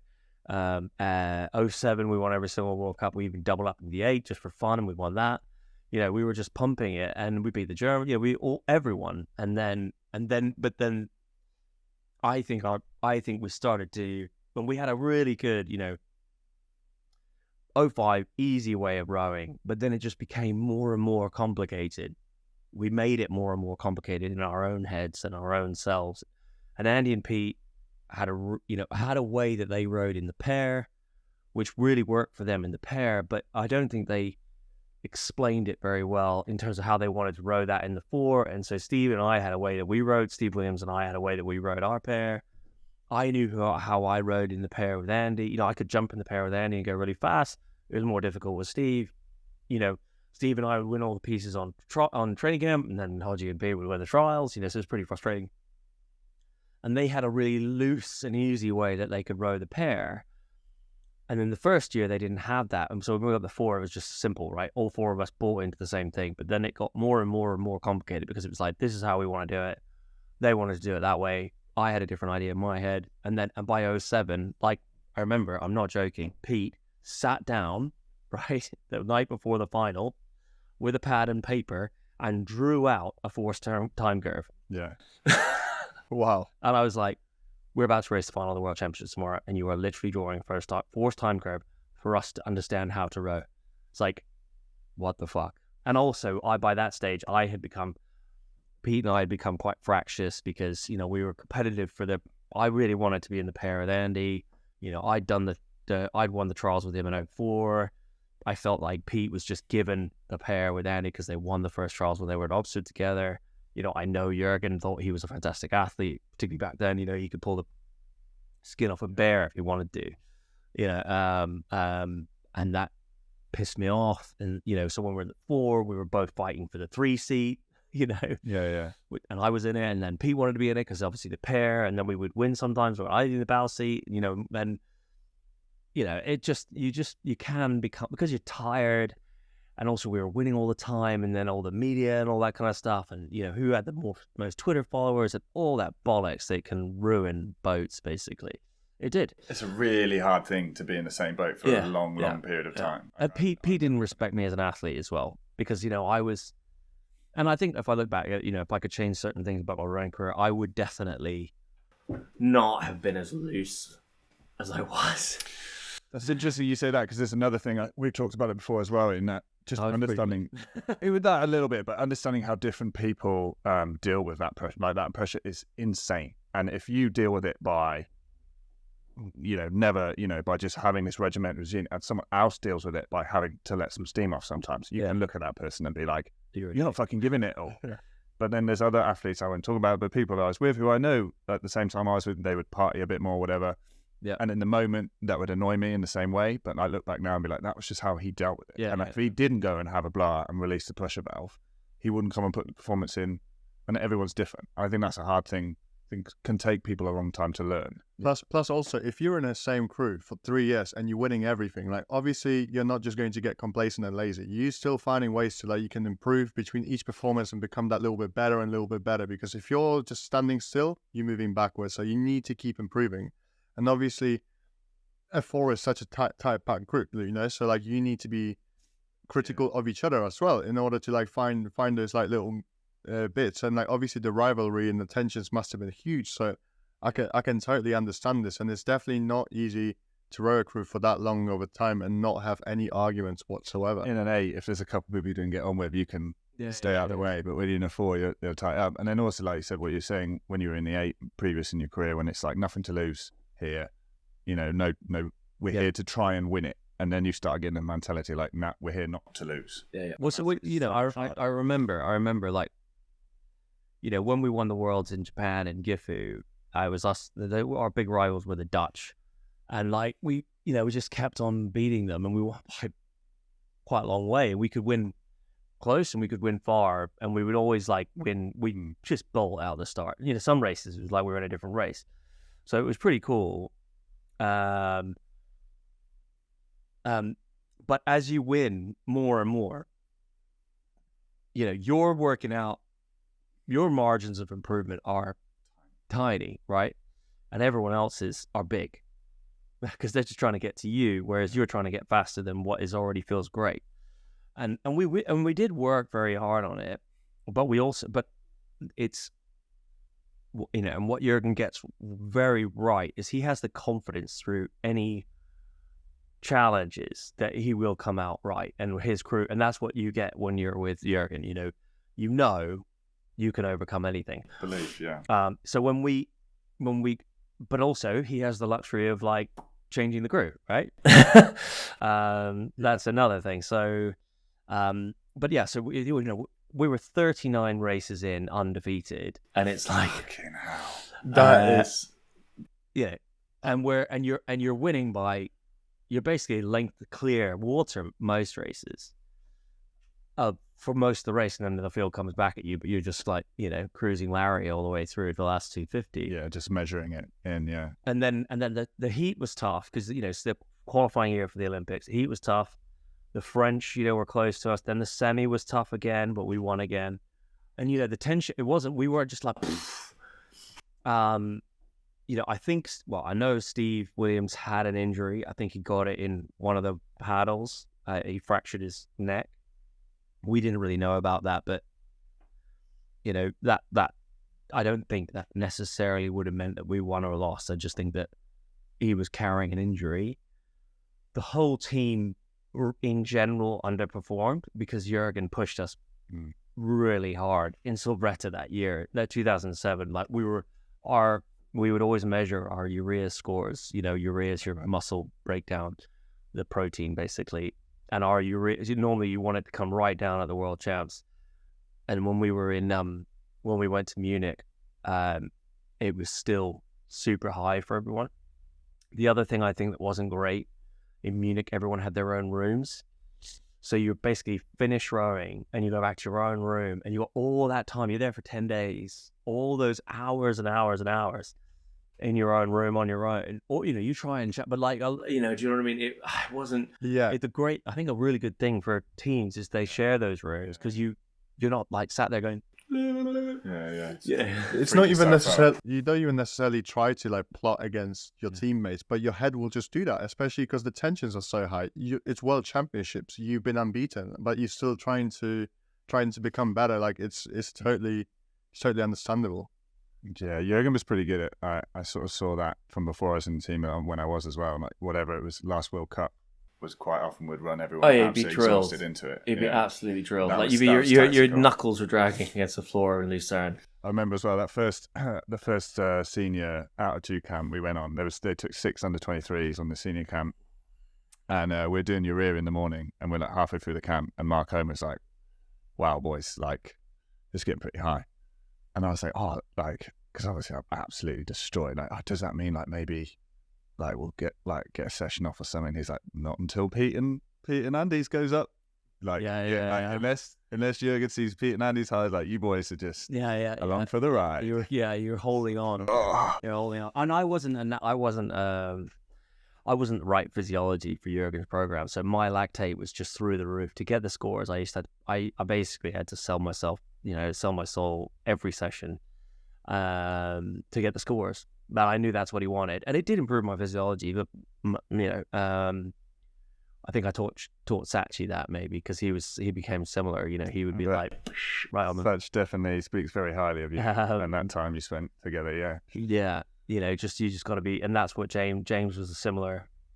But if you did like a UT2 session, Andy and Pete would be like 1.5, 2 millimoles of lactic acid in there, for a pulling 144 or whatever for 20K, and I'd be like 7.5, 9. I think I had a training camp where my average lactate for all UT2 ergo is like 7.5 for UT2. Yeah.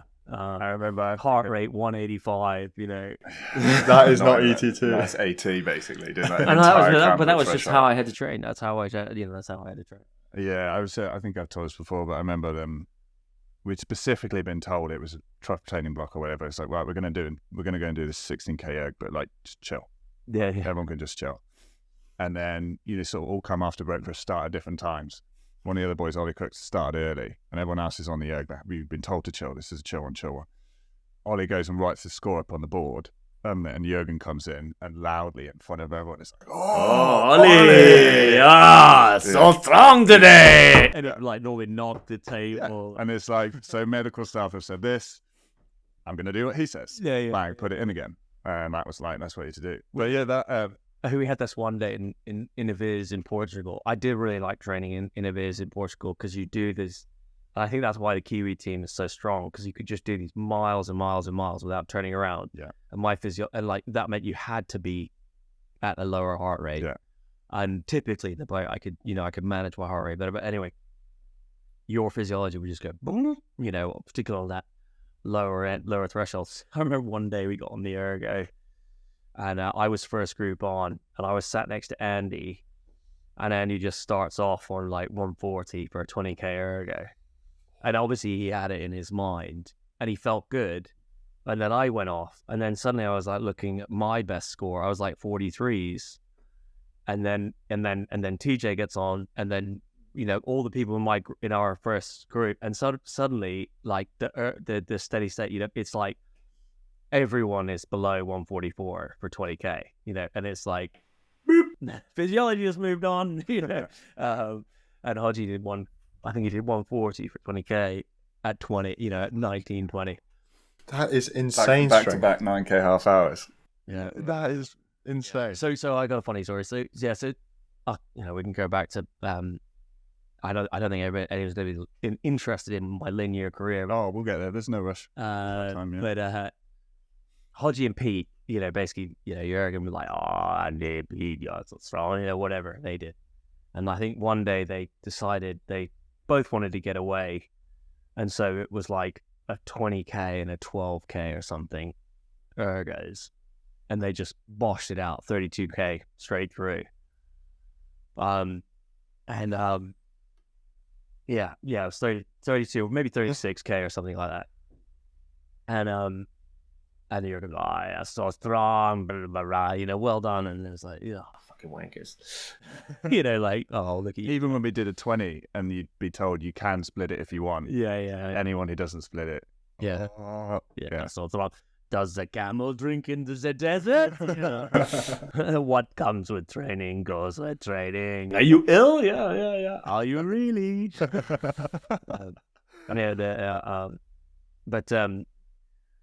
It was 100 days till the Olympic Games in 2012. And I'd already basically made the decision in Baresi. It was like, that was a tough year. And I made the decision. I basically dropped the 4. I was the best athlete on Bowside that year from all the testing. Andy and Pete won the trials. So, but I had my best year, definitely, in 2012. And Jürgen still hadn't selected me for the 4. So I was like, And in 2008, I lost my seat in the 4 in seat racing, and I had a bad week in Varese. I didn't manage it well, and I lost my seat race to TJ, Tom James.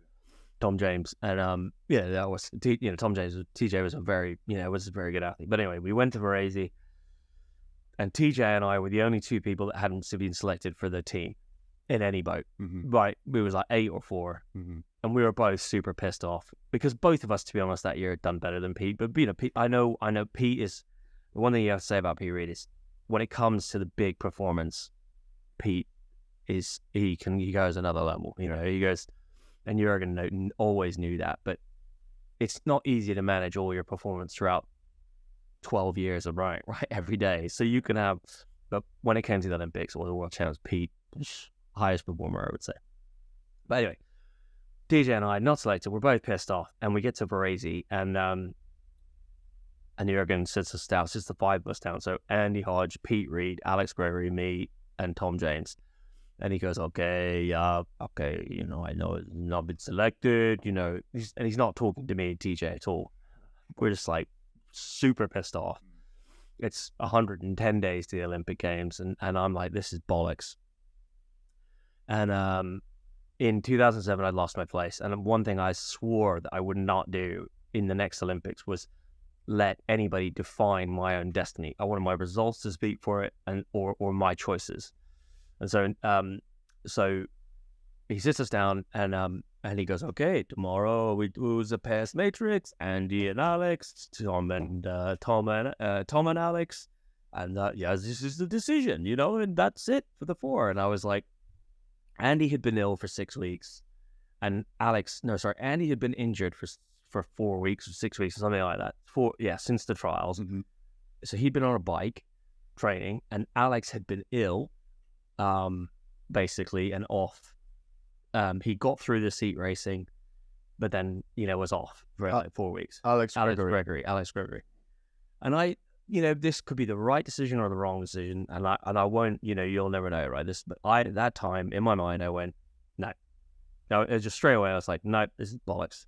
I was like, tomorrow the definition of what seat I'm going to race at the Olympic Games is going to be defined by rowing with a guy who's been sat on the bike for 6 weeks and another guy who's been ill for 6 weeks. So basically, it's the luck of the draw of who you get first and who's been in the worst position. If they were both fit, if they both done 6 weeks consistent training, same as all of us, I would have been like, yeah, no worries. I would have done it. But I just was like, that's not a fair test. And I've done all of this work this year, and I just went, no, not doing that. And it was, so anyways, and Jurgen was like, what? And then the other guys were like, what? I was like, no, I think the 8 is going to win a gold.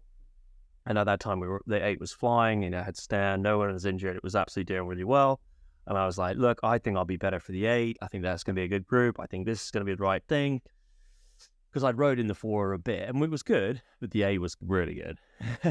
Because the 4 had a really shaky 2012, start to the season. Anyway, so that happened, and I made that decision, and I'm happy with that.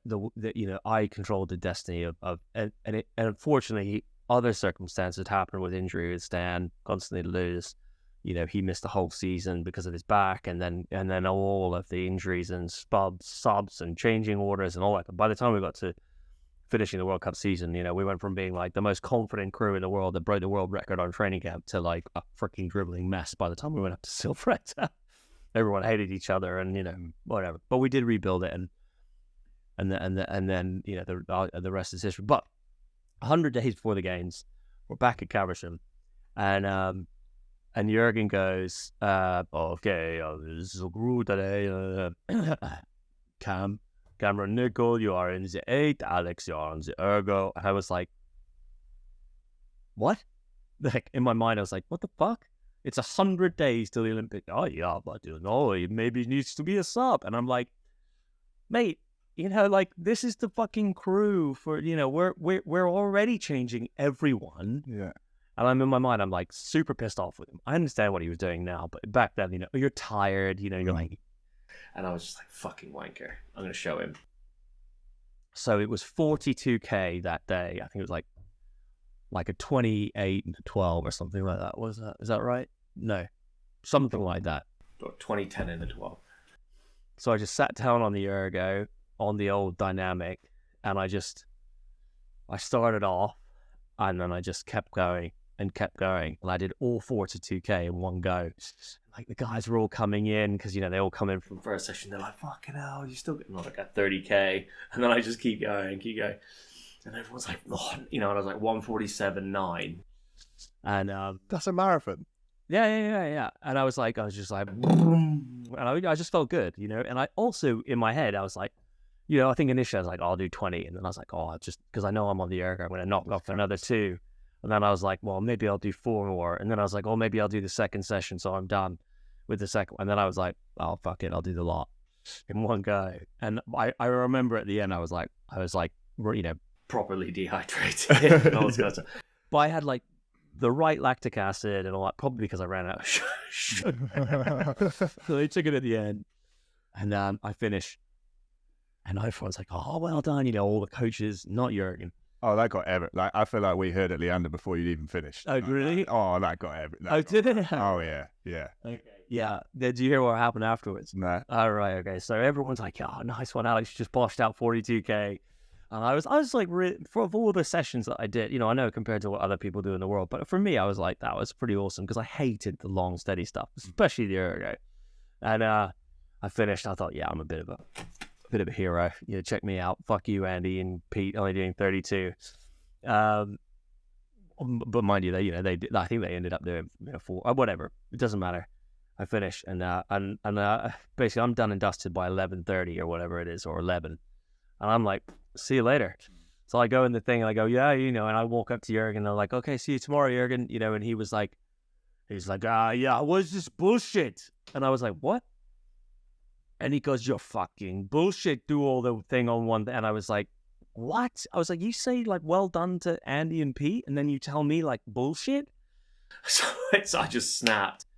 And he was like, I was like, you think I'm fucking crazy? Like, I was like, you think I'm fucking crazy? Fuck you. It's like, I'm not going to be injured or ill tomorrow. I wanted to fucking do this. If it was any better, I just totally lost it with him. And he was like, and he walked off, and I walked off, and I walked out. And I was like, fuck you.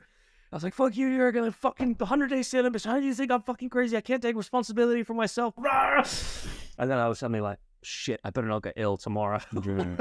So I literally like pulled over at the local petrol station. I was like, it's just like wolfing down like 6,000 calories. I was like, and then I was like, oh crap, did I really need to behave like that? Should I respond? Oh God, I'm such a dick. Spent the rest of the afternoon like stressing out, having this massive argument.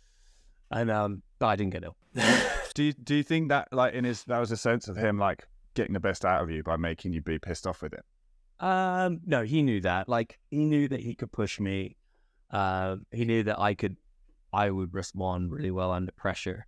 Yeah, I got that a couple of times from when I was one point I was injured quite bad, and swimming was like kind of one of the only things I could do. Right. So I wasn't at Caversham a lot. I was swimming, and then came back, and he said, "I want to test you and do a half-hour 8:20."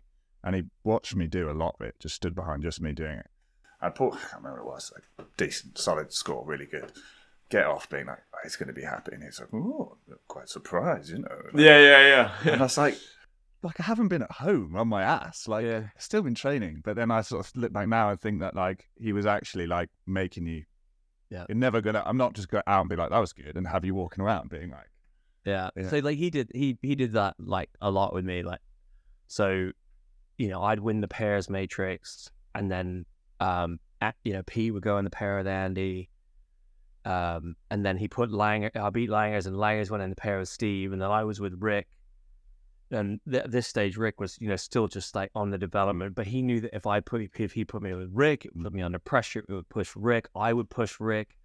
Langers couldn't quite get this, at that time couldn't get, because so like he would do stuff like that. Or, he knew that he could use me to get other people to kind of, or like one time when Pete got ill, and who was I with? Oh, Rick got ill just before the long distance trials. It was like, shitty February, snowing. And he goes, okay, you'll go in the pair with Andy. You rode with him before, like this kind of stuff. We jump in the pair, and it was like really nice. And then we do these pieces, and we like beat everyone. It's the day before trials, and he goes, "Okay, maybe you go to Boston tomorrow," like this. And then like he knew that like if I was going, like I would like want to, I was like definitely had to get the most out of it. I think we won by 25 seconds or something like that. And I was like on Andy, like, like,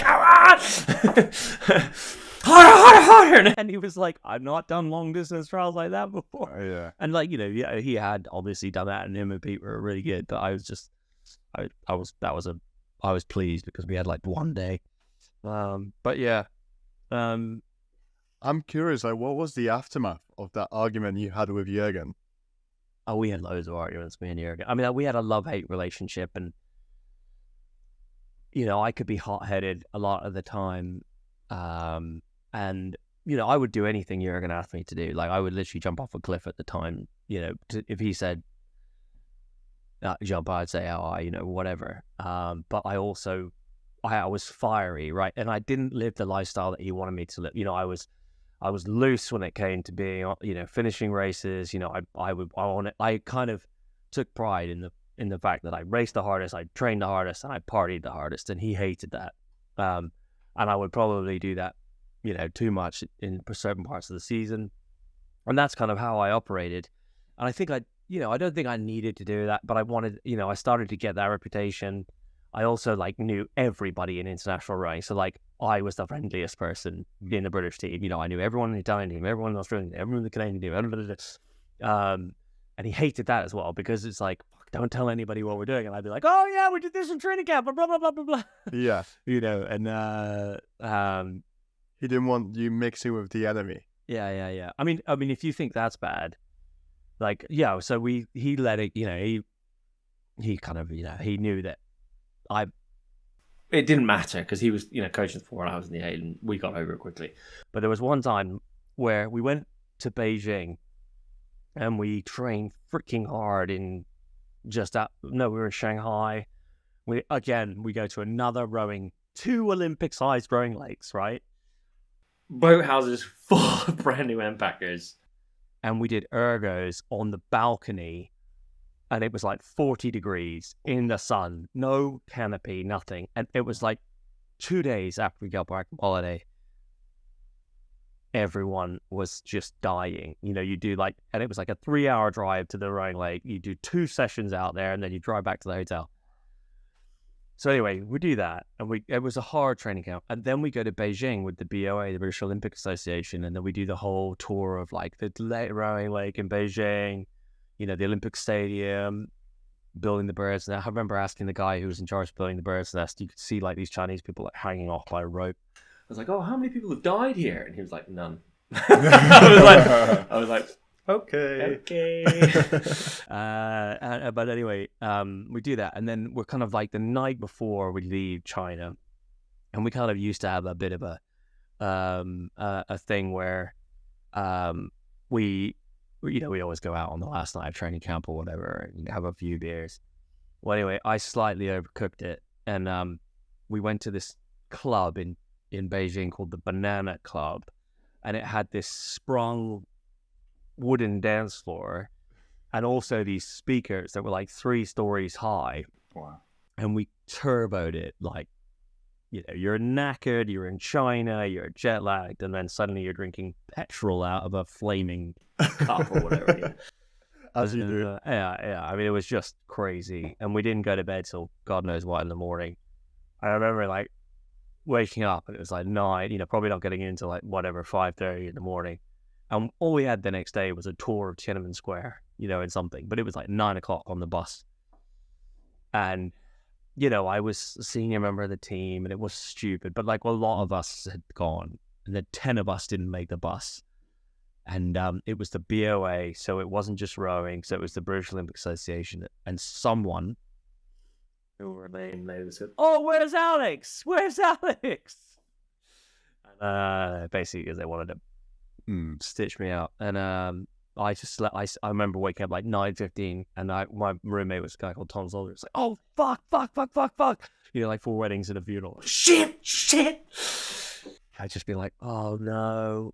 and we were getting the flight home that night. And anyway, I was like, oh, Jurgen's going to be so pissed. He's going to be so pissed. Also, this was this was before the selection of the Olympic year. And Jurgen was kind of the thing, like, if you did that and you showed up for training, fine. But if you missed the thing, so I missed it.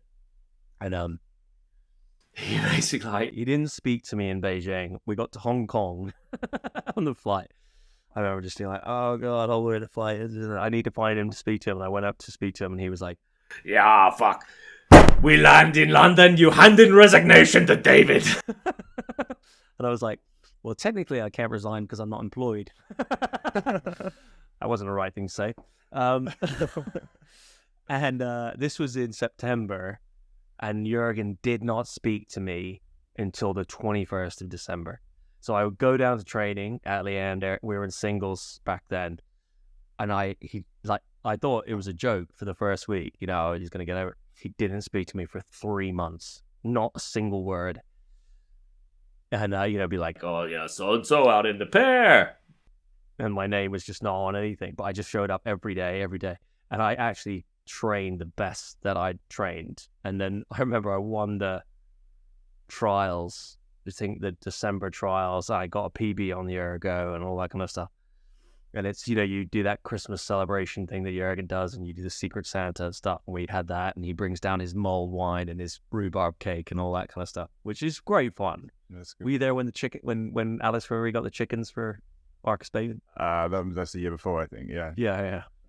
The secret, so you do the Secret Santa, and there's always some funny present. And afterwards, and Jurgen comes up, oh, okay, you're all going away for Christmas with the family. Oh, he puts his hand on your shoulder, holds you like a like a sort of metal vice, and then he goes, okay, Alex, I don't hold grudges. I was like, you haven't spoken to me for 3 months. You don't hold a grudge.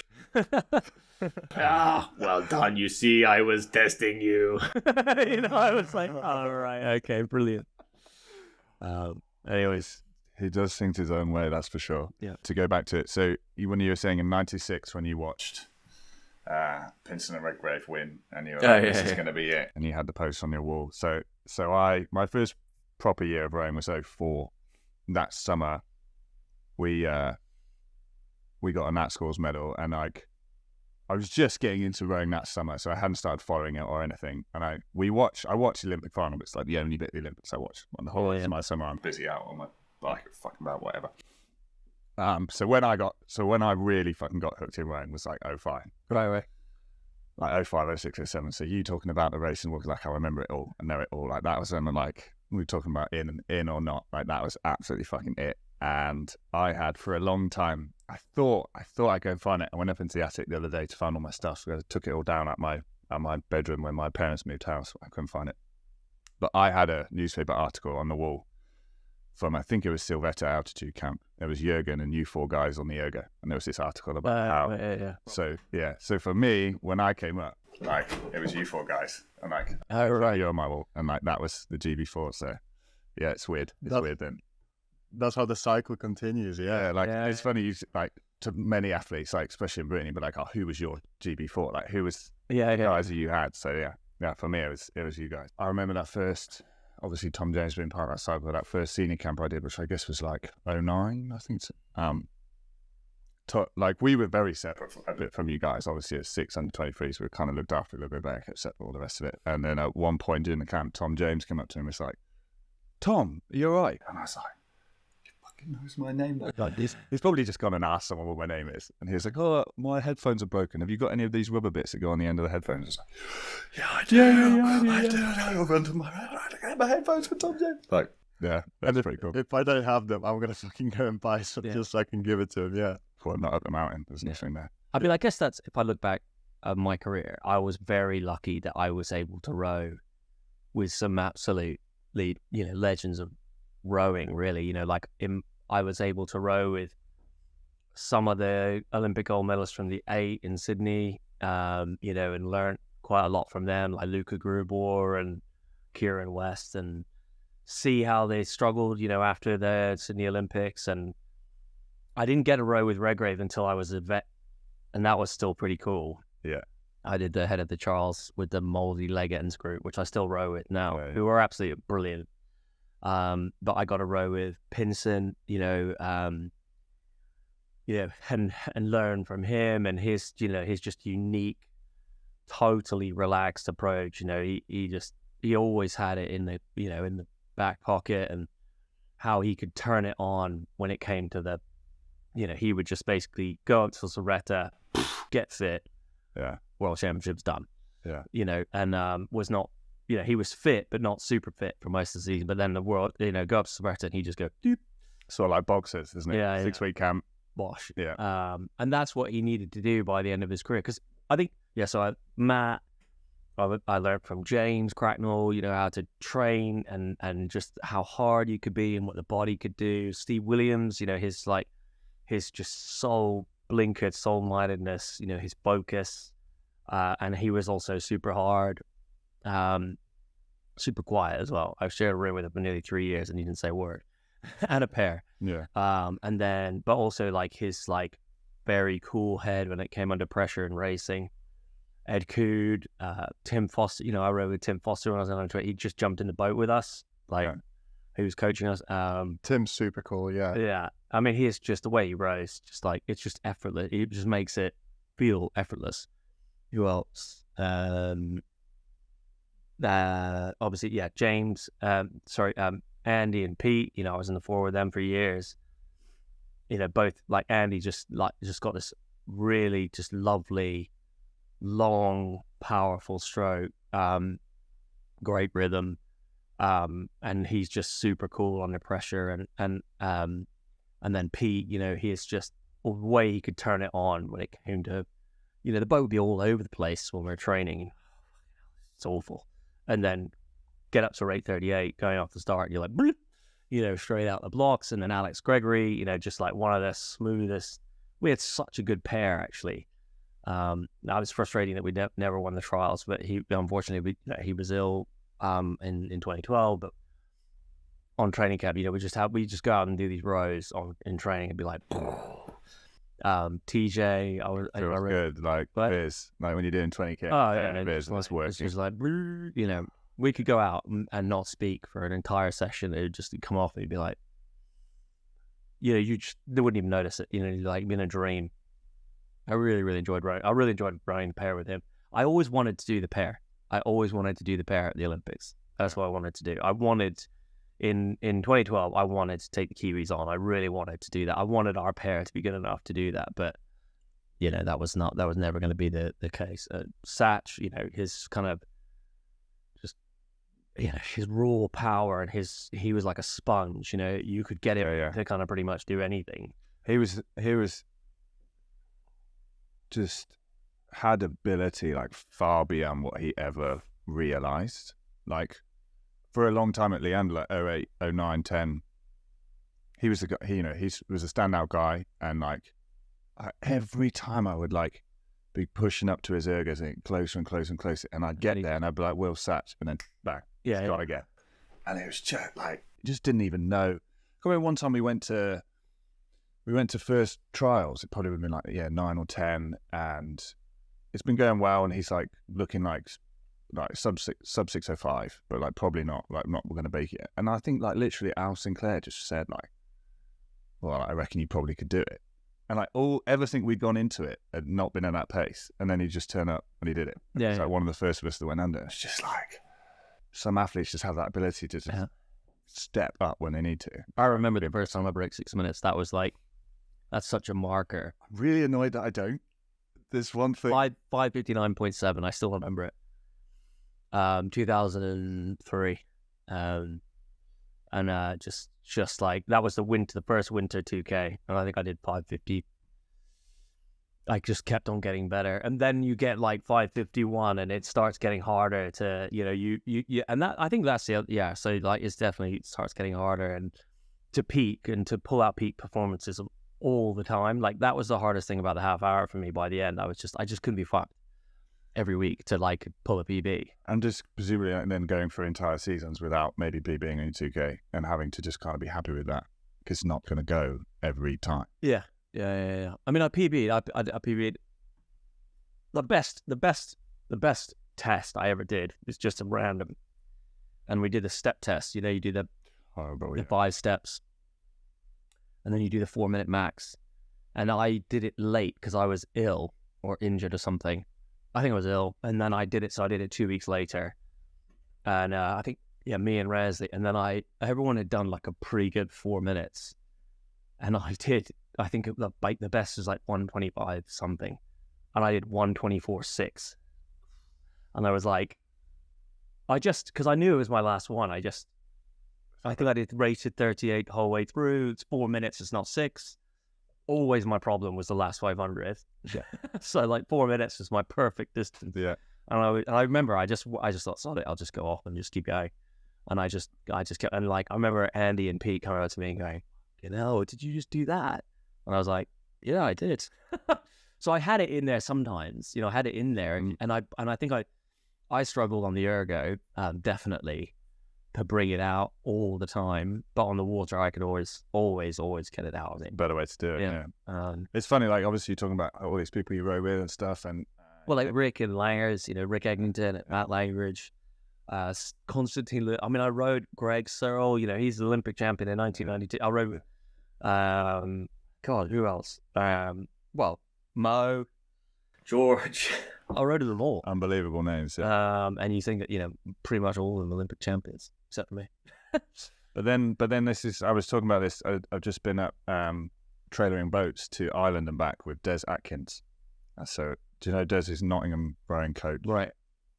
Good old lad. We're talking all about the stuff because he same things. Was spent a bit of time up there, but didn't quite make it. Didn't quite make senior Wales and stuff back in the day for a few years before you. But ultimately, at the end of the day, the results are so you can't control them. Those final results, whether it's the first, the silver, bronze, whether you make it or you don't make it, there's injuries, everything that's going on. Control is the performance that you put in. The performance, but I think ultimately you just got to look back and be like, I was a world-class athlete you were a world-class athlete for 10, 12, 14 years. Yeah. I mean, I think the biggest thing is like, so I got this bronze and I got the silver. I think the silver, I felt like we hadn't performed at our best. So I felt like there was unfinished business. But the bronze in London, you know, I really felt like I had done everything that I could control, and we were the best that we could be on the day. I mean, okay, maybe we could have managed the crowd thing a bit better in the last 500, but we executed. You know, we were prepared to do everything to win or to lose everything. And I'm bloody glad we got that, because we was touch and go, right? Yeah. The board came up like gold Germany, silver Canada, and then nothing came up on the board, and we got to I was like, oh shit, we really come fourth.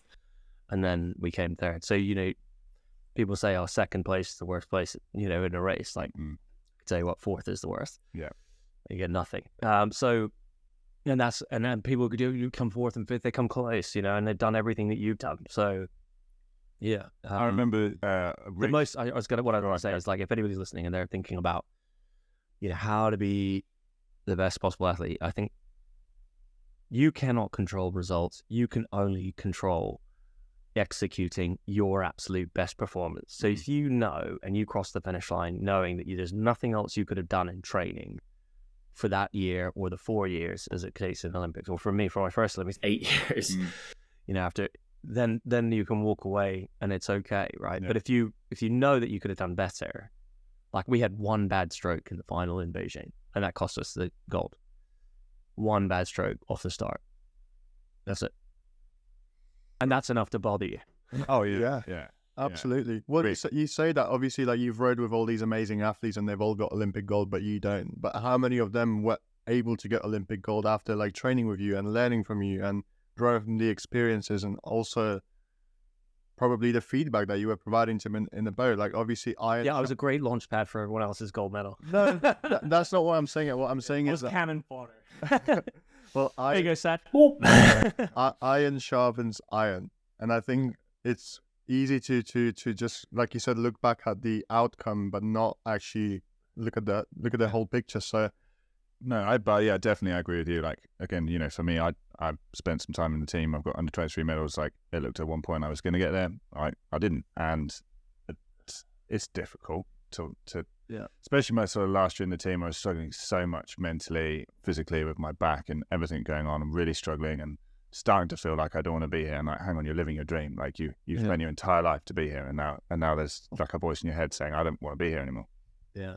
But ultimately, like, you backed away and like go back and look at it. It's like, I couldn't have done any more. And it might take a few years to be able to look back at like that way. But it's like, I pushed from bottom to the edge. I blew my back out multiple times. Like, I got as far as I was going to get. And like you said, you walk away happy knowing that there's absolutely nothing more I personally could have done. I was going to say, like what Rick said about, same thing as you really, about Beijing, just like not happy. It just didn't feel like he gave it everything. And then obviously in London, you know, you guys fucking put it all on the line. You put your hand in the fire. Didn't he say that he felt okay about London?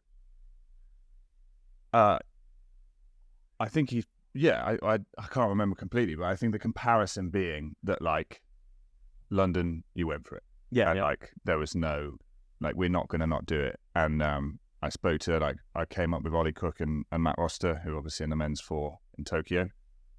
And like, that's kind of what I said to them. I was like, everyone else will have an opinion of what you should and you shouldn't have done, but ultimately, like, you don't go to Olympic final to not fucking go for it.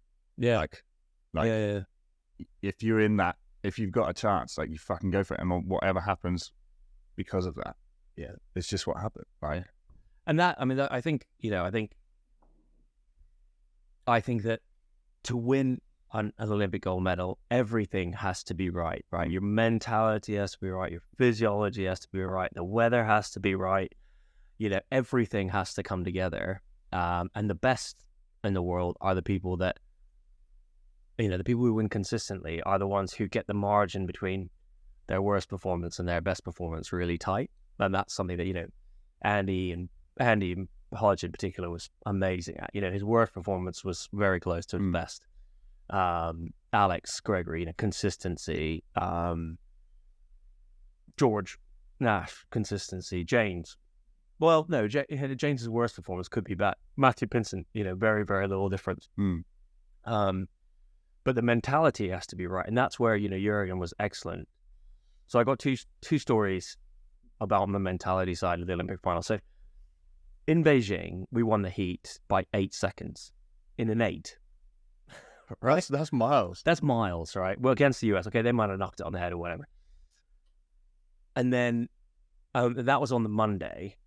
And then our final wasn't until the Sunday. Yeah. Right. So we were staying in a hotel, and I'm not kidding. Our hotel got, you know, the back garden of our room was from here to the end of my garden from the finish line. You had these trees in the way. Wow. So for 1 week, all you could hear out your bedroom window was, attention, beep. Right. So the tension is like building and building, and everyone else got heats or reps, you know, they're going and we just went straight to the final, and we were flying. We did like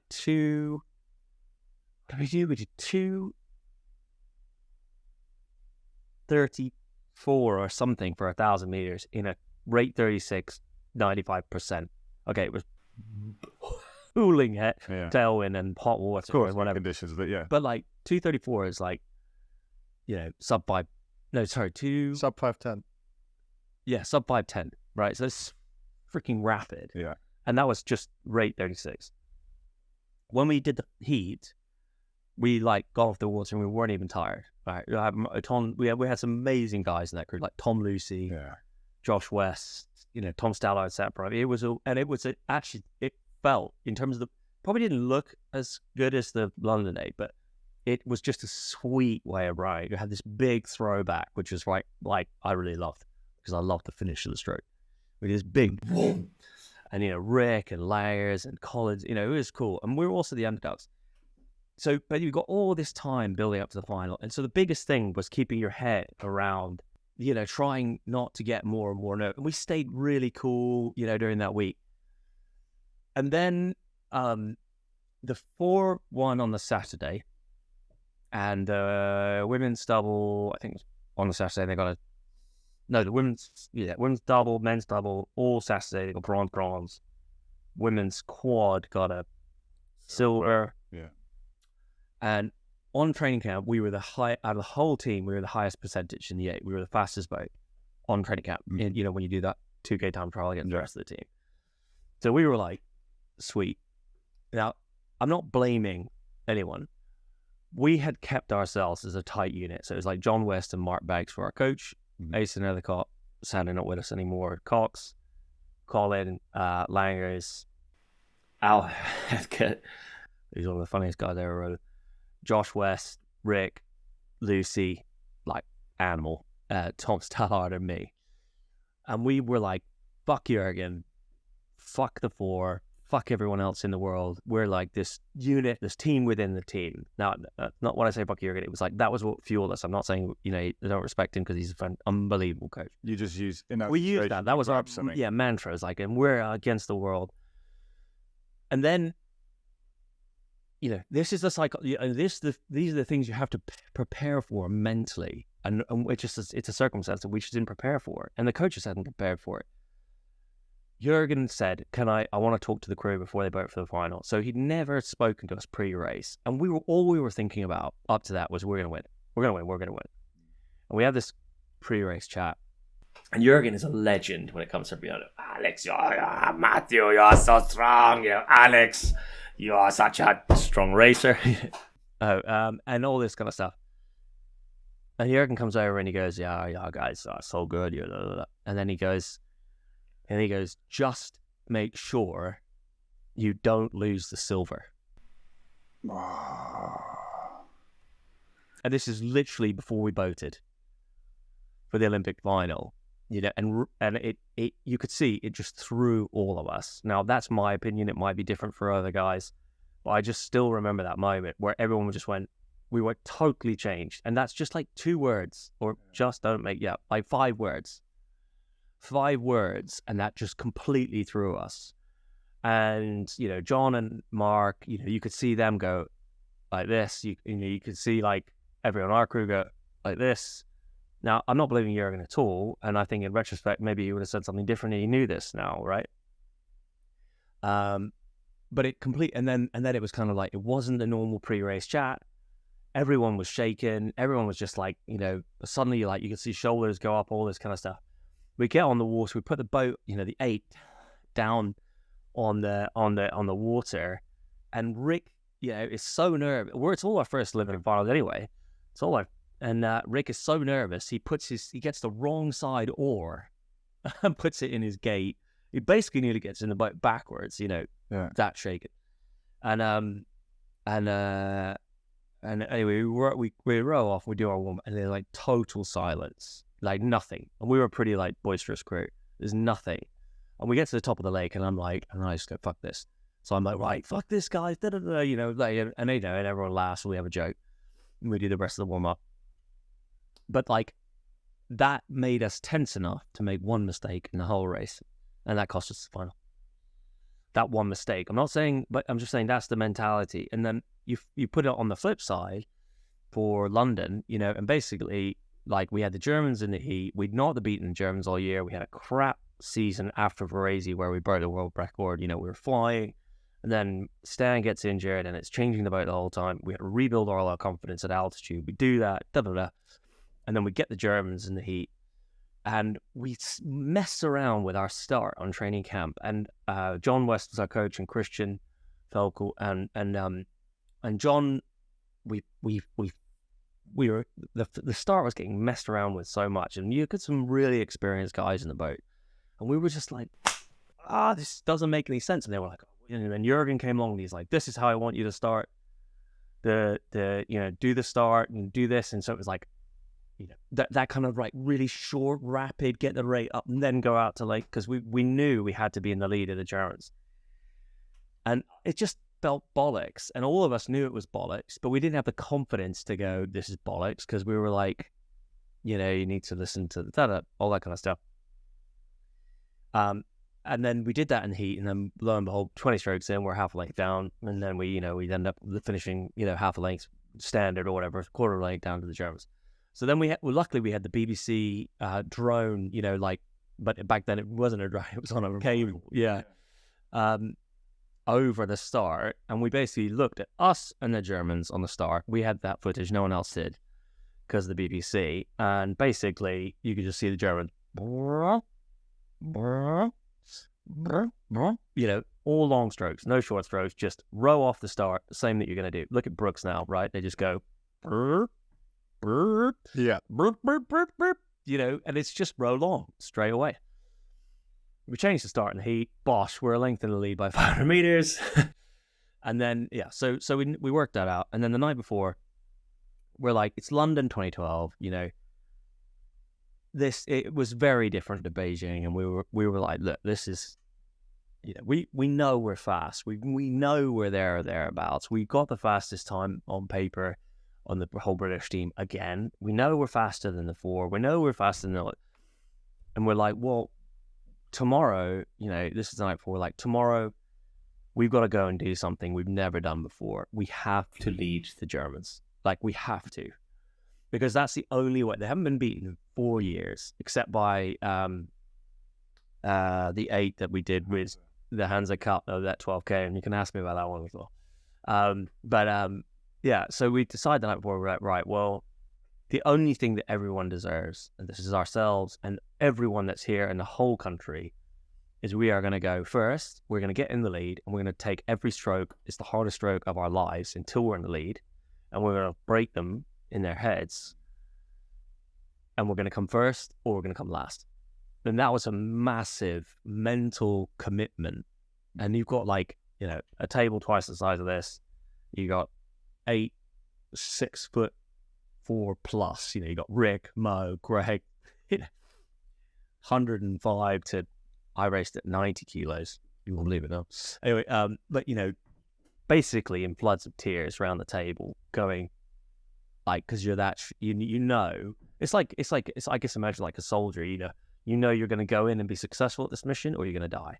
That's kind of how it felt. And you're prepared. You're like, they're your brothers in arms, right? And I remember just me being in not pulling your eyes up, but tears flowing down everyone's eyes. And we're like, right, we're going to do it.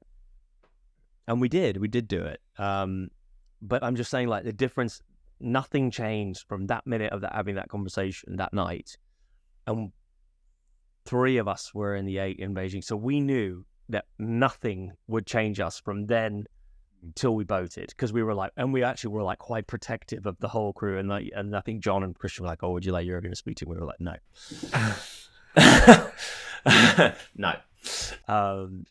And Jurgen knew as well. I think he knew that like we would not do anything other than just sell our souls to win or nothing at all. And we did. Unfortunately, we blew our doors off. Well, you led to the K. No, we led. No. We didn't take the lead until 1100, but we led till nearly 250 to go. Damn. So Part of 300, I think. And then what did the Germans do? Because obviously they haven't We blew our doors off. And they... I mean, Stan said to me, he was like, because in the heat, he didn't go hard enough. He said, oh, I didn't go hard enough. And so in the final, he sold himself completely. I mean, we all did. But like, he got to 1500, and that boy grew up on that lake. And he said, I got to 1500. And he said, I felt like I normally do a 2K. So, he's gone, quiet. And like everyone just started checking out. And it felt like an elephant just jumped out the back of the boat and was water skiing off the back. Like, whoa. But still, like you said, I guess the answer to the question, how do you deal with not getting what you came to get, is you do it by leaving it out there. Out there, yeah. The worst thing you could possibly do is come away. Never regret. Yeah. And that's how you deal with it. Yeah. So then after that, you knew that was your last one? No. I didn't want to retire. I didn't want to. I kind of fallen out with Jurgen a bit, and we went and did this race in Germany, and so I did quite a lot of active stuff that summer. I climbed Mont Blanc, and then I cycled from Lens End to John O'Groats, and I was super fit. We went and did this race in Hamburg, and I just wanted to do something different. I'd done like 14 years, same program, same place, and I just couldn't face going back to Caversham and being in a goldfish bowl. and I wanted to do something different. And I had a chat with Jürgen while we were out in Germany. And I said, Jürgen, you know, I just want to try something different. You know, is there going to be anything different next year? Can we go and train along, you know, look how good we are when we are, you know, and I'm 32, 33 years old, you know, I'm not, you know, I've been around, I understand the physiology, but like also mentally, I need to do something different. And basically, he goes, no, okay, the program works, you know. And I was basically just like, I was pissed off. I was like, fuck you, you know, I want to go and do something different. I want to do this I want to take more control. I'm an adult, you know, I want to take control.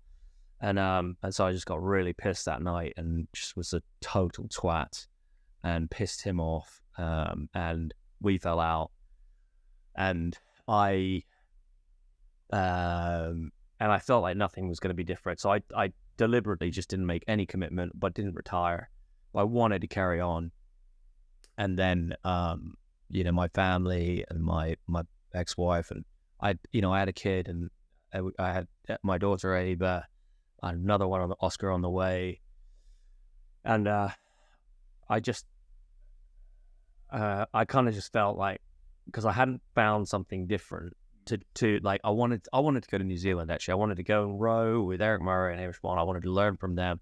I wanted to go to Italy. I wanted to row Nicola Minardi and Pier Paolo Frattini. I wanted to go and experience different training because I wanted to really, you know, fill my knowledge. It just wasn't. There was an opportunity. I should have done it, and I should have then just come back because it would have been fine. But I didn't, and I got a job, and it ended up being shit. So I retired before I wanted to retire, and then once that kind of happened, yeah, the year went by. I didn't retire, but I didn't carry on, and then another year went by, and then 2016 came around. And you know, I think all athletes have this challenge: is that when you retire, like when you finish, you know, you walk out those doors in Caversham, and like that's your whole life. Like everyone there is your family. Jürgen is your father. You know, Anne Redgrave is your mother because she's the team doctor. You know, Sally Brown was like, you know, your aunt because she's the physio. You know, it's your family, and I don't think that the British rowing team or many sports get this right. But it's literally the gates close, and no one calls you again. And you go literally from having a phone call every day with Jürgen or someone in the team to like nothing. And that is really difficult to deal with because your whole support network, you know, for me, I've been in the team 14 years, 15 years. And I know every single athlete that I've ever spoken to has struggled with it at different times, you know. And I kind of got away with it. But then by 2016, I was a fucking mess because, you know, I just so lost as who I was. And this is probably the biggest thing I can tell you about in a minute. But anyway, 2016 comes around and I was like, oh, I'm going to row again. And I'm just for fun. Yeah. I'm going to win one more Henley medal, you know. And so I called up Henry Bellash down at Brooks and started training down there with a guy called Dave Gillard and Lucas Spick, you know, from the Slovenian team. Actually, one of the most amazing dudes I've ever rowed with. Just raw, crazy power and just no regard for pain. Like, he'll put himself in a hole way before anybody else has broken the ground. You know, he's like 17 foot under. You know, everyone else is just picking away at the surface. But yeah, that was a lot of fun, and we and it was great. And I maybe in the back of my mind, you know, I got close to some of my PBs. You know, I got you know, I broke 16 minutes on the okay, that's not like nothing compared to nowadays. But you know, training once, twice a day. I had the ergo in the back of my car. I used to pull over on the motorway at the services station, do my 20K. I remember I did this sick ergo on the top of Exmoor, you know, like looking over the moors because I was driving down to Penzance. I was working in financial services at the time, you know, and I broke 9K on a half hour. I was like, yeah, and then just right out in the car and drove on to the clients. That's insane. I don't think I've ever broke 9K and then just jumped in the car again. Yeah. Well, no, yeah, and break the ergo down and chuck it in the back. So I had the ergo in the back of my car, and then I'd row on the weekends and stuff. And I think I secretly in the back of my mind that was like, oh, maybe I'll get quick enough. Actually, we did pretty well in Amsterdam and all that kind of stuff. But anyway, I then we lost the semi-final of Henley. I knew it was too late then, but then after the Rio Olympics, and basically all the guys I'd trained with, basically every single one, and a lot of them who I taught how to row, like Sachi, Gottrell. I mean, I'm not saying I was responsible, but I was part of their development.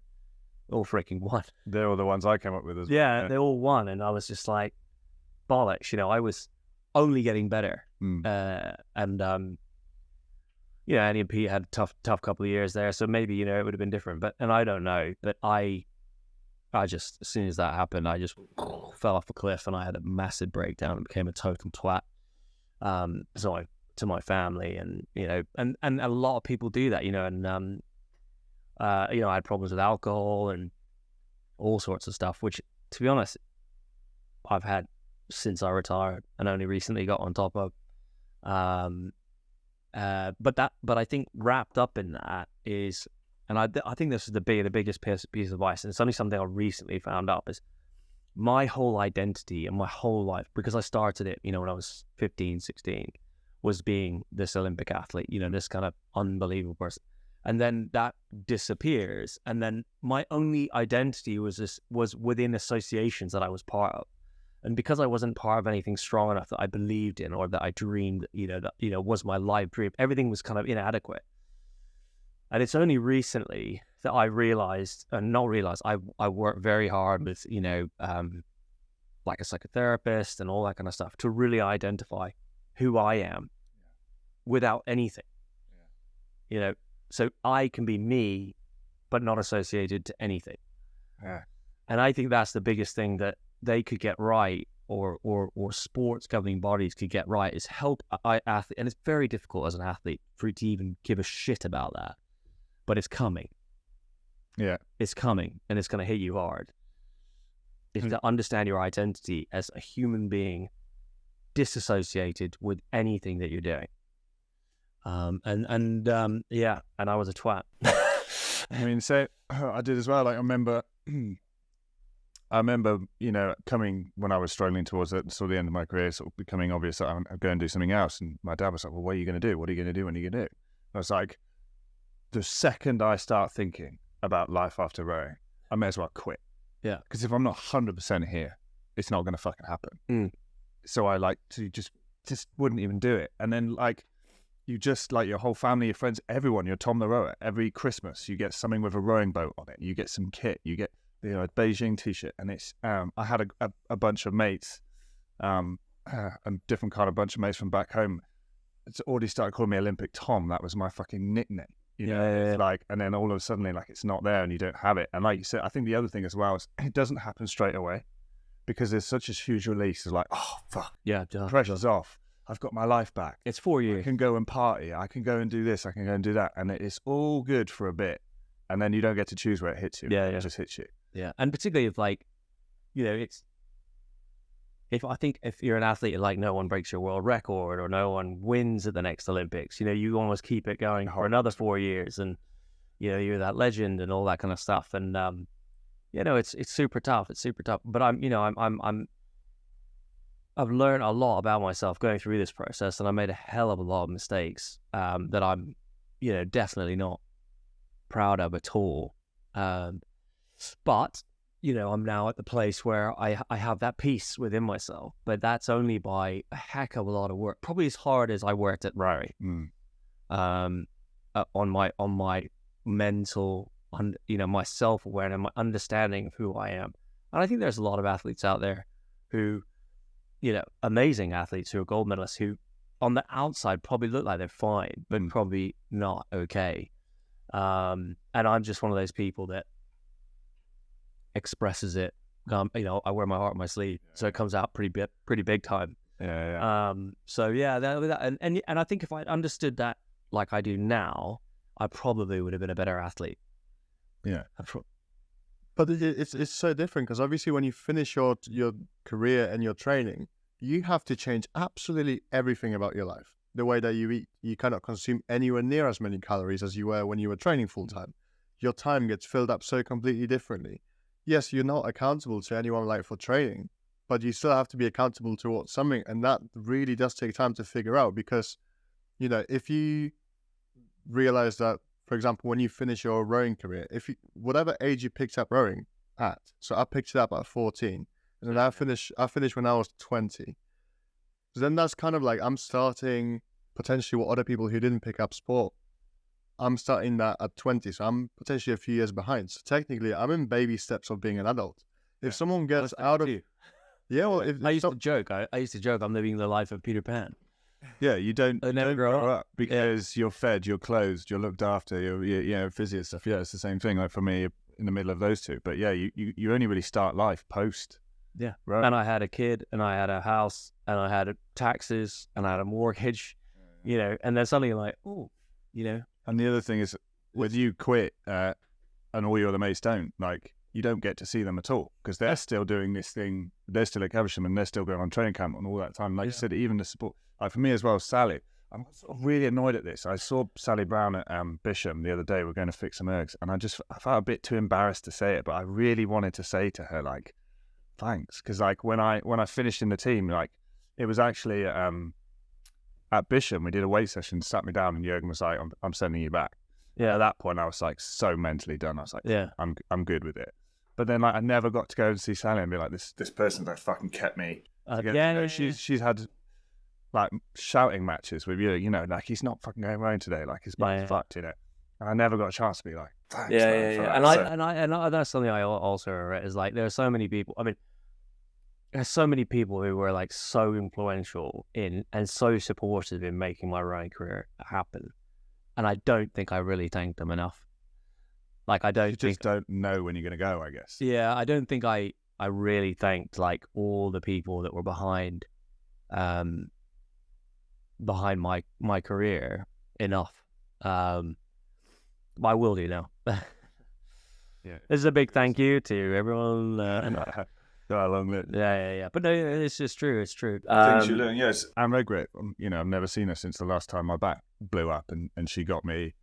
I mean, I remember we did an erg at Leander at like, whatever it was. I'm off the erg at 9 o'clock. My back's hurting.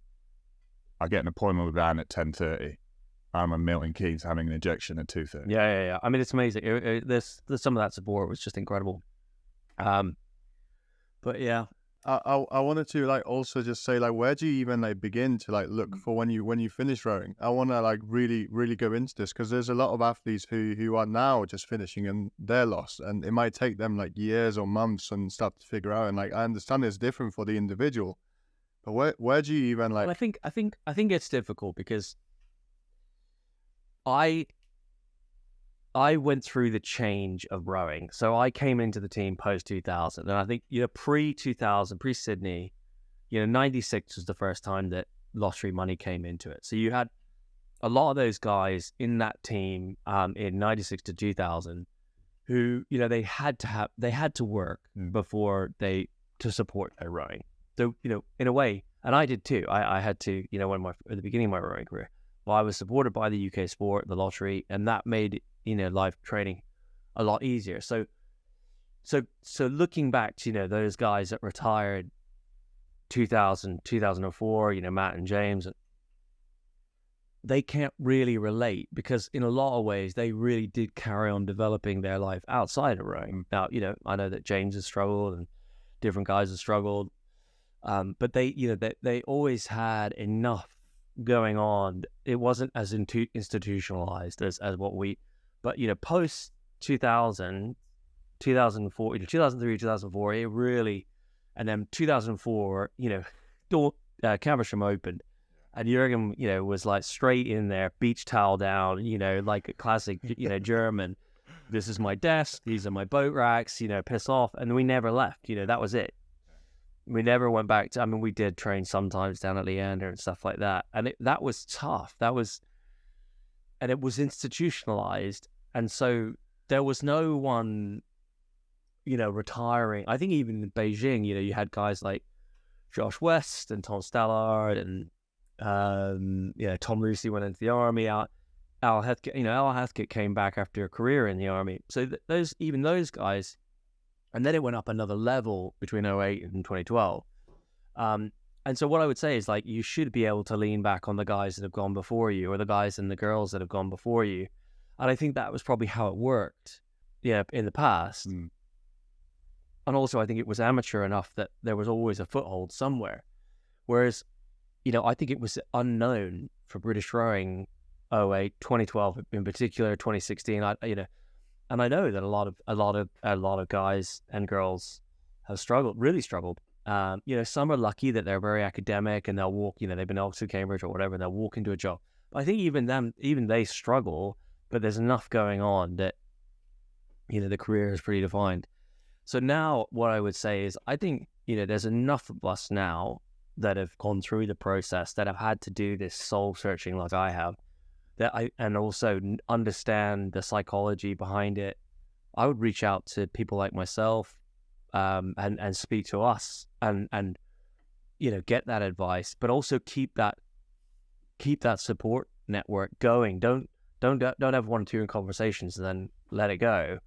And what I would say is, I think that there should be something in place that is different to the athlete support officers that you get with English Institute of Sport, because that's great while you're rowing, but they still don't understand really what it's like to be an athlete. I think there should be an alumni athlete support group that are experienced either in life coaching or psychologists who provide a continuation program. And it's definitely not year one. It's not year two. It's year 3, 4. That's when it kicks in. And that's when it really, really counts. Because, you look at all these Olympic gold medalists from, Tokyo or whatever, or just retired recently or whatever, and, they're doing the commentary, the Kiwi pair or women's pair, or, and it's all great. Yeah. Until... Well, this is the thing, because as soon as you retire, you're going to still get a good amount of dopamine and enjoyment out of doing the things that you weren't really allowed to do when you were rowing. But then year 3, year 4, when it kicks in, is because you start getting unfit. Well, that's one thing, but also you don't get that continual purpose of working towards something that's long term. Because with rowing, it's long, it's endless, it's cycles, it's this regatta, there's this Olympics, etc. What is it that you're going to attach yourself to? It is purpose, isn't it? It felt like, I always felt when I was rowing, my friends are at uni having a great time, but they're not doing this really special, amazing thing for their life. It made me feel like I was special. Yeah. Not in terms of I'm better than anyone else, but it just made me I'm using it. I'm using what I've got. You're living your dream. Yeah. You're living your dream. And that's also a real challenge, is that once you, it's very difficult for people who don't or haven't followed that kind of path in their life. But if your dream at 15 is to win an Olympic gold medal, and then your whole life becomes about living your dream, that is special. That's unique. That's very unique. It's privileged. And so it's very difficult for someone who's not lived that to understand it. But it's also really, really difficult to adjust your mindset from, this is how life used to be, and then your day becomes 9 to 5 of something that sometimes you like, sometimes you don't like, It's not stimulating. No. I would say the other thing as well is, having spent 7, 8, 10 years doing everything to the absolute best possible level that you could. And then also took me 3 years to detune, to play a game of Monopoly and not lose my fucking mind if I didn't win, or I made a bad decision, or literally anything.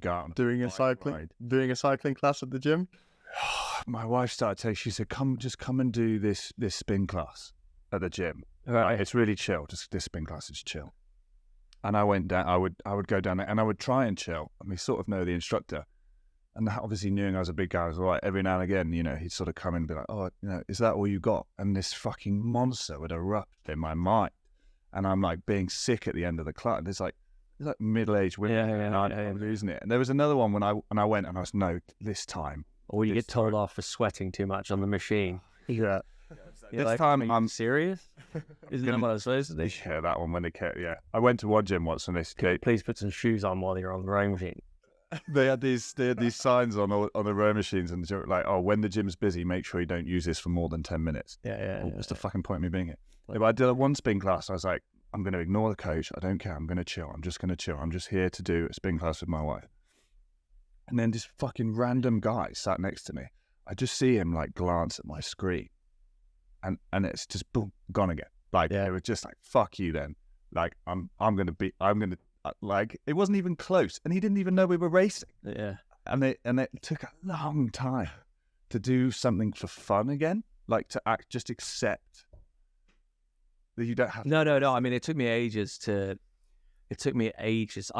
When I first finished, I was competitive, but I didn't want to compete. Yeah. So if you know what I mean, like, so I'd go for a cycle ride, I'd be super competitive, and someone would go, "Oh, you should do an Ironman," and I'd be like, "No, I don't want to do it." But anything I did, I still am the same, really. I haven't chilled out on that at all. That's your nature. Yeah. Like if I play tennis, I want to be a professional tennis player. If I play golf, I should be as good as I can't be handicap 12. I've got to be handicap 0, or, -3. I don't think that ever goes really, but I think finding that inner peace, some people find it and some people really struggle. And, for me, it's only been a recent thing.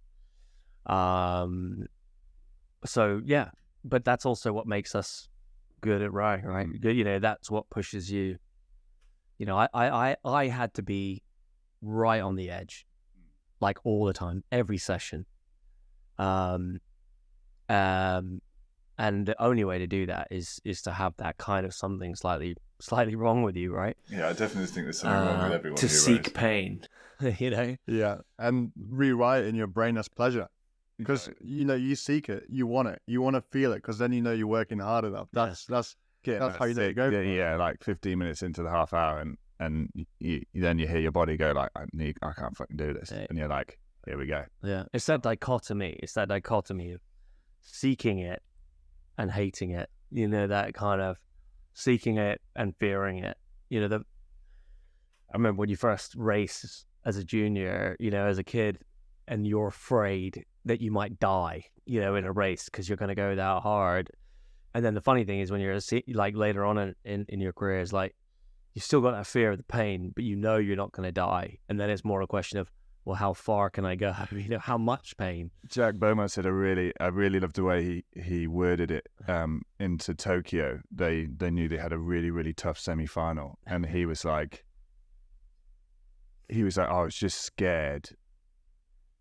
It was scared of like how hard I knew we'd have to work. It's like I wasn't scared that I couldn't work, but it was like, I know what needs to be done, and I know I'm going to do it, but I know it's going to like be unreal. Yeah. He said he was afraid of the way he had to bury himself in that race to get the job done. Yeah. Yeah. No, I can.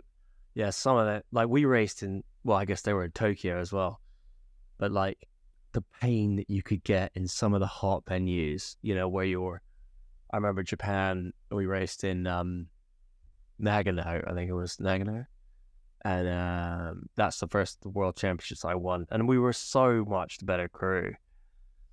But we did these, they had a monsoon, so they had to take the rowing course up off the course. It was that bad. And they had to take the stands down, so we couldn't row for the first 5 days that we were there. And I remember the ergos that we did, that Jurgen made, it was so hot, you were jet lagged. And they were just steady state ergos, but to pull the same score that you were pulling back in the UK, like my lacto was like 9 or 10, and I remember thinking, if I can do this on the ergo, then the final of the world champ's going to be a piece of piss. But like just burying myself because I couldn't let the score back off, and you're going to be like, oh, back off, what is wrong with you, I was like, I can't show weakness, but just the pain was just so bad. But it was a lot of fun as well. We had a lot of fun along the way. Well, if you didn't enjoy it, you wouldn't do it for anywhere near that amount of time. You were in the team for 14, 15 years. I'm not sure many people outside of Pinson and Redgrave have put that kind of mileage in that you have. Yeah, well, I think some of the guys, Andy and Pete definitely did. I think the way that we trained in that last, 8 years was different. It was another level on from what they did, up to 2000 and 2004. And so Andy and Pete definitely put that mileage in. I'd say Sachi probably did. Who else? Langers. But there's not a lot of them. No. It's also the exponential growth. Like I remember sort of reading I think in Pinson's book, reading about like when Jürgen first introduced 16Ks, and they would like cut the mileage on the bottom of the island. Yeah. And then, and then thinking, well, when I'm in the team now, we're doing 20Ks. And then a year after I left, or a year or two after I left, speaking to Al Sinclair, and now you're doing 24Ks in pairs and a vis, and it's like, that's like really sort of going up and up and up and up. Yeah, I mean, so Jürgen used to tell us about the mileage that his East German women would do. So we would do like 260K, 200, a big week would be 280. I think we did I think we probably do it once a year towards the end of, in the last 4 years, it's like 300K weeks. And they were big, 60K days and stuff like that. And, Jürgen, my women would do more than and like when we were up at altitude, he'd be like, they run to the cross before breakfast, at the top of the mountain and stuff. You're like, how do you do this? And then talking to Martin Cross, and he was like, he chatted with some of the East German guys, and he's like, they would send them out, and they were like, oh yeah, like they would send us out to it, and we would hide behind the island, Right. Like I think they were in Tasmania or whatever, and they're running down the thing, and they just see the Germans, like East Germans, like sat on the bank behind a tree, and they're like, what are you doing? And they're like, oh, we are being arrested, like, so like I think to manage it and stuff like that. And I remember I was talking to Eric Murray, and we were having a chat. We were good mates. Eric Murray from the Kiwi pair and Bond, and I thought they were amazing. I really thought they were a really special boat. I think there was my like top 3 crews would be like Jimmy Tompkins Drew Gin pair, Duncan Free Drew Gin pair, and then the Kiwi pair, and then maybe the Italian double from '96, and some of those Italian quads were pretty amazing. But anyway, talking to Eric Murray, and he was like, oh, we were talking to our physiologist and Dick Tonks, about like what would EPO do and all that kind of stuff. And basically, like, the physiologist was like, you'd have to do like 320, 340K a week. And they were like, no, that doesn't sound that. Because you're just basically training all the time, right? I mean, you were anyway. So it felt like you would never leave. You had a session on a Sunday, Tom said, on Caversham, so that you literally didn't have a day off or anything. Pretty rough, yeah. And you felt like you never got away. 24K on a Sunday. Yeah, like no one's there and no one cares, and it's just your single, and it's just and like you just bang it out. Yeah. Or what we used to, like those Sunday sessions, that was fun. Like when I was rowing with Andy and stuff, like you would, it was like handbrake turn, like just as quick as you can. Just as quick as you can. I would occasionally through the winter, I would wear like a neck, like a snood, and like a woolly hat, and I'd get the earphones. Did you? So you couldn't even really see it. So I think it was a period that winter when my back had gone early, so I kind of got stuck in the single. Everyone else was like in pairs, and I was just like, I didn't enjoy the single, so it's just anything. Oh, really? Something. Just I love the single. I reckon by the end of my career, I actually really enjoyed not having day off. As in, like, I actually thought you needed to keep the engine revving all the time. You're like and I became like a diesel engine, and you just needed to keep it going. So even in London, like we do, like, you're winding down, and when you do like an 8K or, and I just thought that was too much. So I'd go and do an extra ergo, like an 8K, but they're totally chilled, or a 4K or a 6K, just, later on that afternoon, just to keep things going. That's the different kind of physiology as you get towards the end of your career. And like the Kiwi pair are the same. Like they just kept the mileage high. They'd be doing 12K. Yeah, well, we spoke to Emma Dyke from the New Zealand team, and she said when she came in very young, sort of like 21, right? Her first Olympics was like 22 or something. Right, 21, yeah. 21 the first Olympics, and she would say, we'd go and do an extra bike session, and the young girls would do an hour, and the girls who've been in the team for 10 years would do 4 hours. Very low intensity, but like that really like an extreme example, but up to like that much difference in terms of like how you would keep as you got older. They felt bad for not doing as much as the older crew, and then they said, well, no, we've just built our base to such a high level that in order to get this same training benefit, we just have to do so much more. I mean, talk about not taking days off. Like today, I haven't taken a day off from the gym in 575 days. I just keep going every day. Like since 2021, I've just been going to the gym every single day, you know. I haven't said this on the podcast before. 75 days. And I'm keeping it going. I'm not planning to quit anytime soon. Like, it involves Tom driving me when we're up in Scotland 40 miles at 11 p.m. at night just to get a gym session. Really? Yeah, because I need that stimulus. For example, with me with rowing, I just started eating too much, etc. I just needed to really put myself into shape. And like, gym is one of those things that just keeps me accountable, and like I feel like I'm still doing something. And I don't have to do a lot, but so long as so long as I get to tick something for the day, that keeps, like you said, the engine running. You can't do it in your hotel room. He set himself the actual task of getting to a gym, and they're not always the most intense. But it's quite funny early on how many people would hear about it. You can't do that. You can't do it. You got to have a day off. You got to have a day off. Well, he's 570 days in now, and like that, you haven't been so ill that you couldn't go in the last two. Even if I was injured, my hands were bandaged and everything. Like, I didn't plan out to like just keep going as long as I can. I just do legs.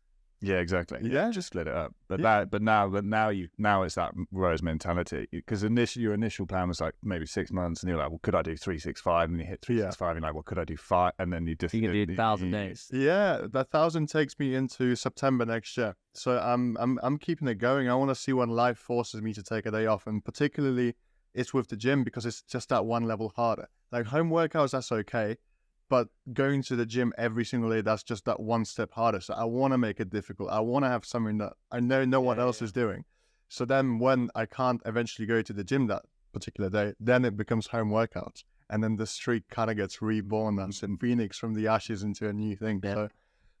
So I just want to see like where it takes me. But that's one thing that like I've done that's keeping me on a good path since I stopped rowing, because for a while I also didn't know what to do. I didn't know how to train, how to be less competitive, how I should eat, what I should fill my time with. Like, I just needed a purpose. But like, for example, now that's just get through the doors of the gym, do 5 exercises, 30 reps, top it off with an ab circuit, and at least I can be satisfied with it. Yeah.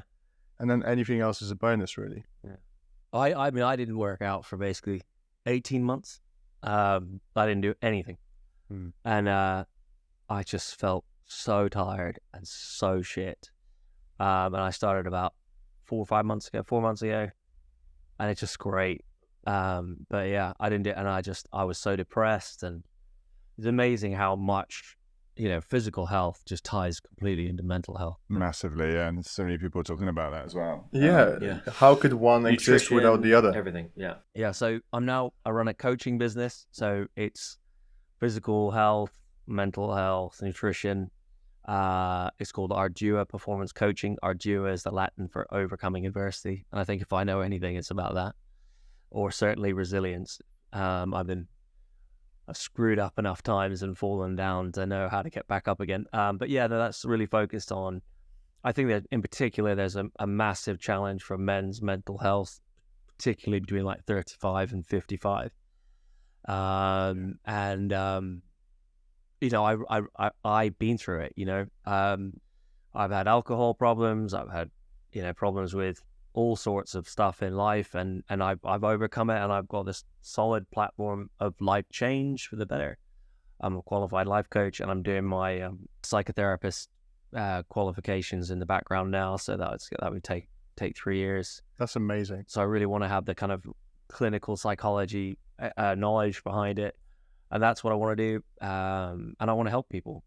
So whether you're, a young athlete looking for a mentor or guidance, I can do that, or anybody in life who's looking how to change and restructure their life to kind of absolutely thrive, because I've done it in parts of my life, and I've done it since rowing, but I've also fallen off the cliff and had to rebuild. So I want to be able to share and help, and I think the best way to do that, if you're an athlete, you weren't your best athlete when doing your own. You were a good athlete when you had a coach, and I think life's the same. I've got a life coach.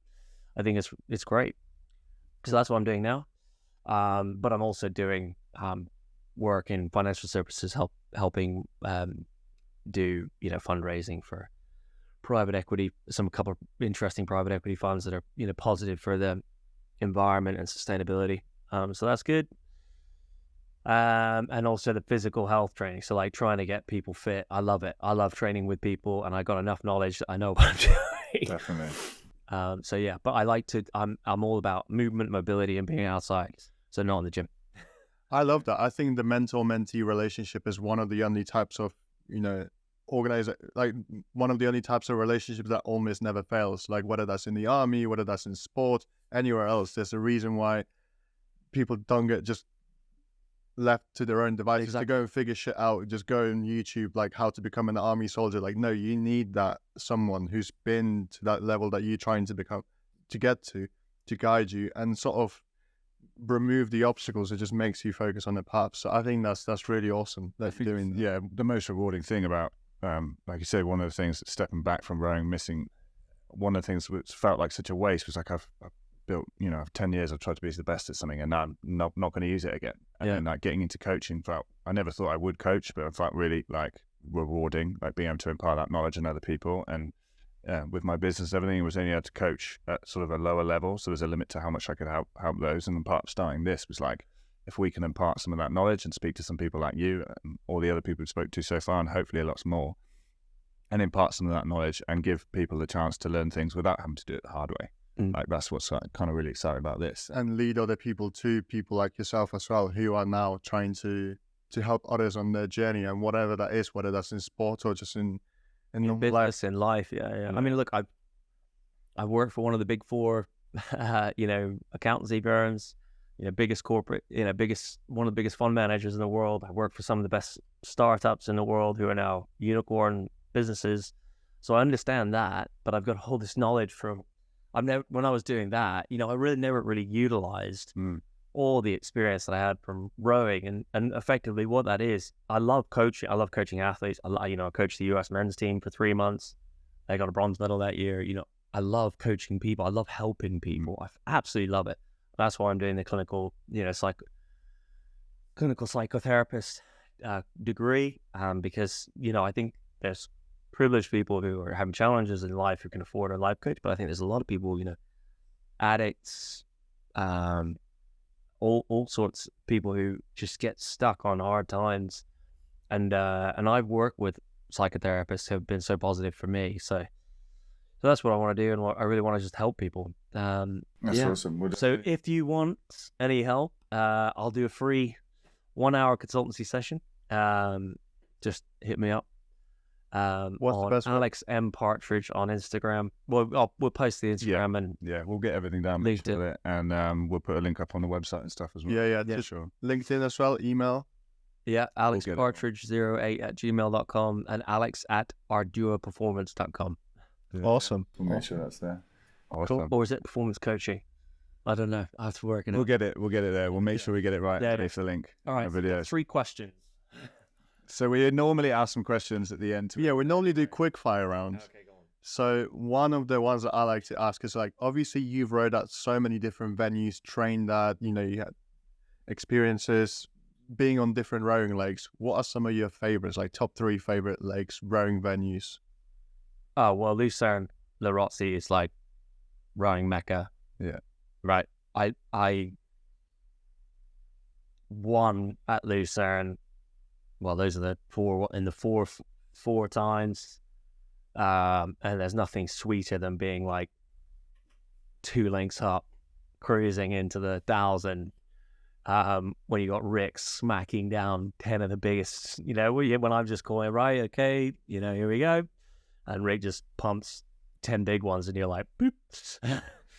I'm not saying that's how you should row a rowing race. You should just flat line the whole thing, but Rick had some big ones to put down you knew when he started pulling and you knew when he wasn't pulling. So Lucerne, I just think it's such a fantastic place. I think Henley Royal Regatta is amazing. It can be great. It also can be totally shite if you're on the wrong side of it, and also all the balance and stuff. But it's just, it's just such an amazing event. And I think Silvretta was just such an awesome place to go on training camp. It was just a purity of training. I never got to like the guys down. They have no idea, right? They're staying in the hotel and they've got like all the sweet internet. But when we used to go up there, we used to stay in like the army huts at the bottom of the dam, not very good heating, shit showers, no internet, no TV. That's a And it real was training like camp. back to the purity of training camp. And we used to, we play games. The Yeah. banter was insane. You get creative. I mean, one time I can't remember whose birthday it was. And they have those horses, that eat away. I don't think you guys know, but they have these wild horses up at altitude. And we would feed them Lucozade bars. And so it was, I can't remember whose birthday it was. But basically, we put this trail of Lucozade bars, and the horse went into the bedroom of, I can't remember who it was. I'm sure I remember who it was. Anyway, it doesn't matter. But we locked the horse in the bedroom. Oh my God. And so I can't remember who it was. I still can't remember whose birthday it was. But anyway, they came back. They opened the door. They were like, "What the fuck?" And the horse went, "What the fuck?" and shat itself all over the room. And we just used to do stuff like that, like all the time. Basically, there'd never be a day you get back to the landing stage and your shoes would be left on the thing. Basically, it was like get out, get in, and then get everyone's shoes gone. Yeah. All that classic stuff. And so that was cool. And then I think Bled in Slovenia is really beautiful, but the wash is a pain. So yeah, That's awesome. That's awesome. That's definitely someone to look out for. yeah. The question I'd like to ask is, if you could time travel back now to 96, to that kid that watched that final. So when, for the time you really got into it, but for you, because you said that point when you said, I'm going to be an Olympian, you can time travel back now and give that kid some advice. What would it be? That's a deep question because there's lots of things I'd tell that kid. And some of those I wouldn't talk about now, but I would say, I would tell that kid, it's okay. You're okay. Like as in you're enough. And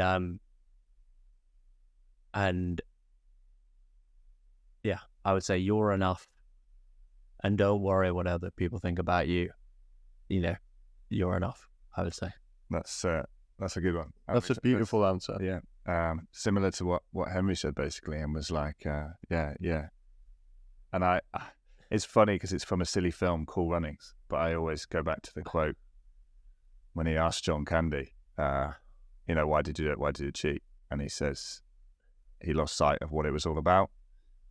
And if you're not enough without it, you'll never be enough with it. Yeah. And an Olympic medal will Doesn't define on its you. own will never make you happy with who you are. And I think it's something maybe I've learned over the years as well. But if you're not happy, I think you have to, and this is not, I've had to work really hard on this. This has taken me 42 years. And this, when I say these words, it's not meant to come across as like egotistical or self-focused. I think if you can't love yourself, then no one else can love you. Because I love the person that you are. And if you don't love the person you are, then you need to fix that. Yeah. You can't pour from an empty cup. Yeah, exactly. And I think as athletes, we can get away with absorbing ourselves in training and the pain, and the accolades and the successes that we can avoid that bit. And if you're lucky, you get results that, give you affirmation that you are enough, but often you don't. And I think I've read a lot of books. Some of them up there and all over the house.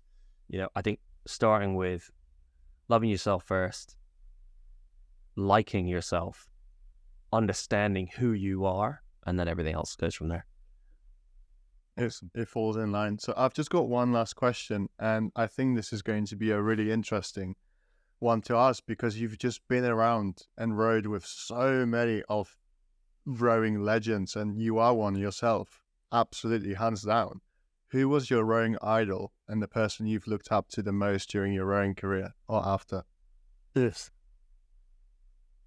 What? So like before I got on the team, or like during the time, or The answer's purely down to there's a lot. I mean, there's you. quite a few. I don't think there's any one person. I like the guys that inspired me the most were Matthew Pinsent and Steve Redgrave, the Sirs.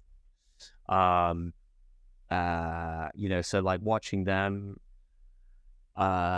even like Greg Searle and Johnny Searle, I rode with Greg at the Olympian, like when they won the Cox pair, but like even more when they were in the four in Atlanta. So they were like my early, like Tim Foster, just to row like Tim, and like he was just something special. And then like James, I in fact before I rode with James, I thought he was a twat. And everybody did, but actually he's got and he can be really difficult, but it's only because he's so driven, and he like only accepts that excellence. And actually he's like one of my best friends, and he's actually been one of the biggest people supporting me in my life after riding, and I think vice versa. But he was just so, actually when you're in the boat with him, how much he cares about you is just insane. So like that was pretty special. I thought Andy rowing with Andy was great. Alex Gregory was great. I always really, really respected the Kiwi pair. So Eric and Hamish, and to be around while they were, I always want to train like them. If I was training, I was like, how hard are they training? I want to train harder. I want to train just like them. I want to do as much as them. And I would always try and find out what they were doing, right? I wanted to row like them in the pair. I thought about, that's how I thought. So like, and I would say the other person is True Jim. Like True Jim was like hands down, like that's how I wanted to row. And especially in the last 4 years. And so like, I think Drew and Eric rode very similarly. And I really changed the way I rode, particularly in the bow seat as a result of that. So yeah, I think those are the main. Anybody else? These are definitely like enough to people to look at and to try and like follow and imitate. And it's amazing that you got to also like share the changing room with a lot of them, and share the crew and share the boats and the experiences and the ups and downs. Yeah, I mean, Carlo, there's another guy in the Italian four from '96. Carlo Minotti. He stroked the Italian four up to '96. And he's not a big guy, but bloody hell, the results, and the Italians, they were the way they raced was just, it was either amazing or it was terrible.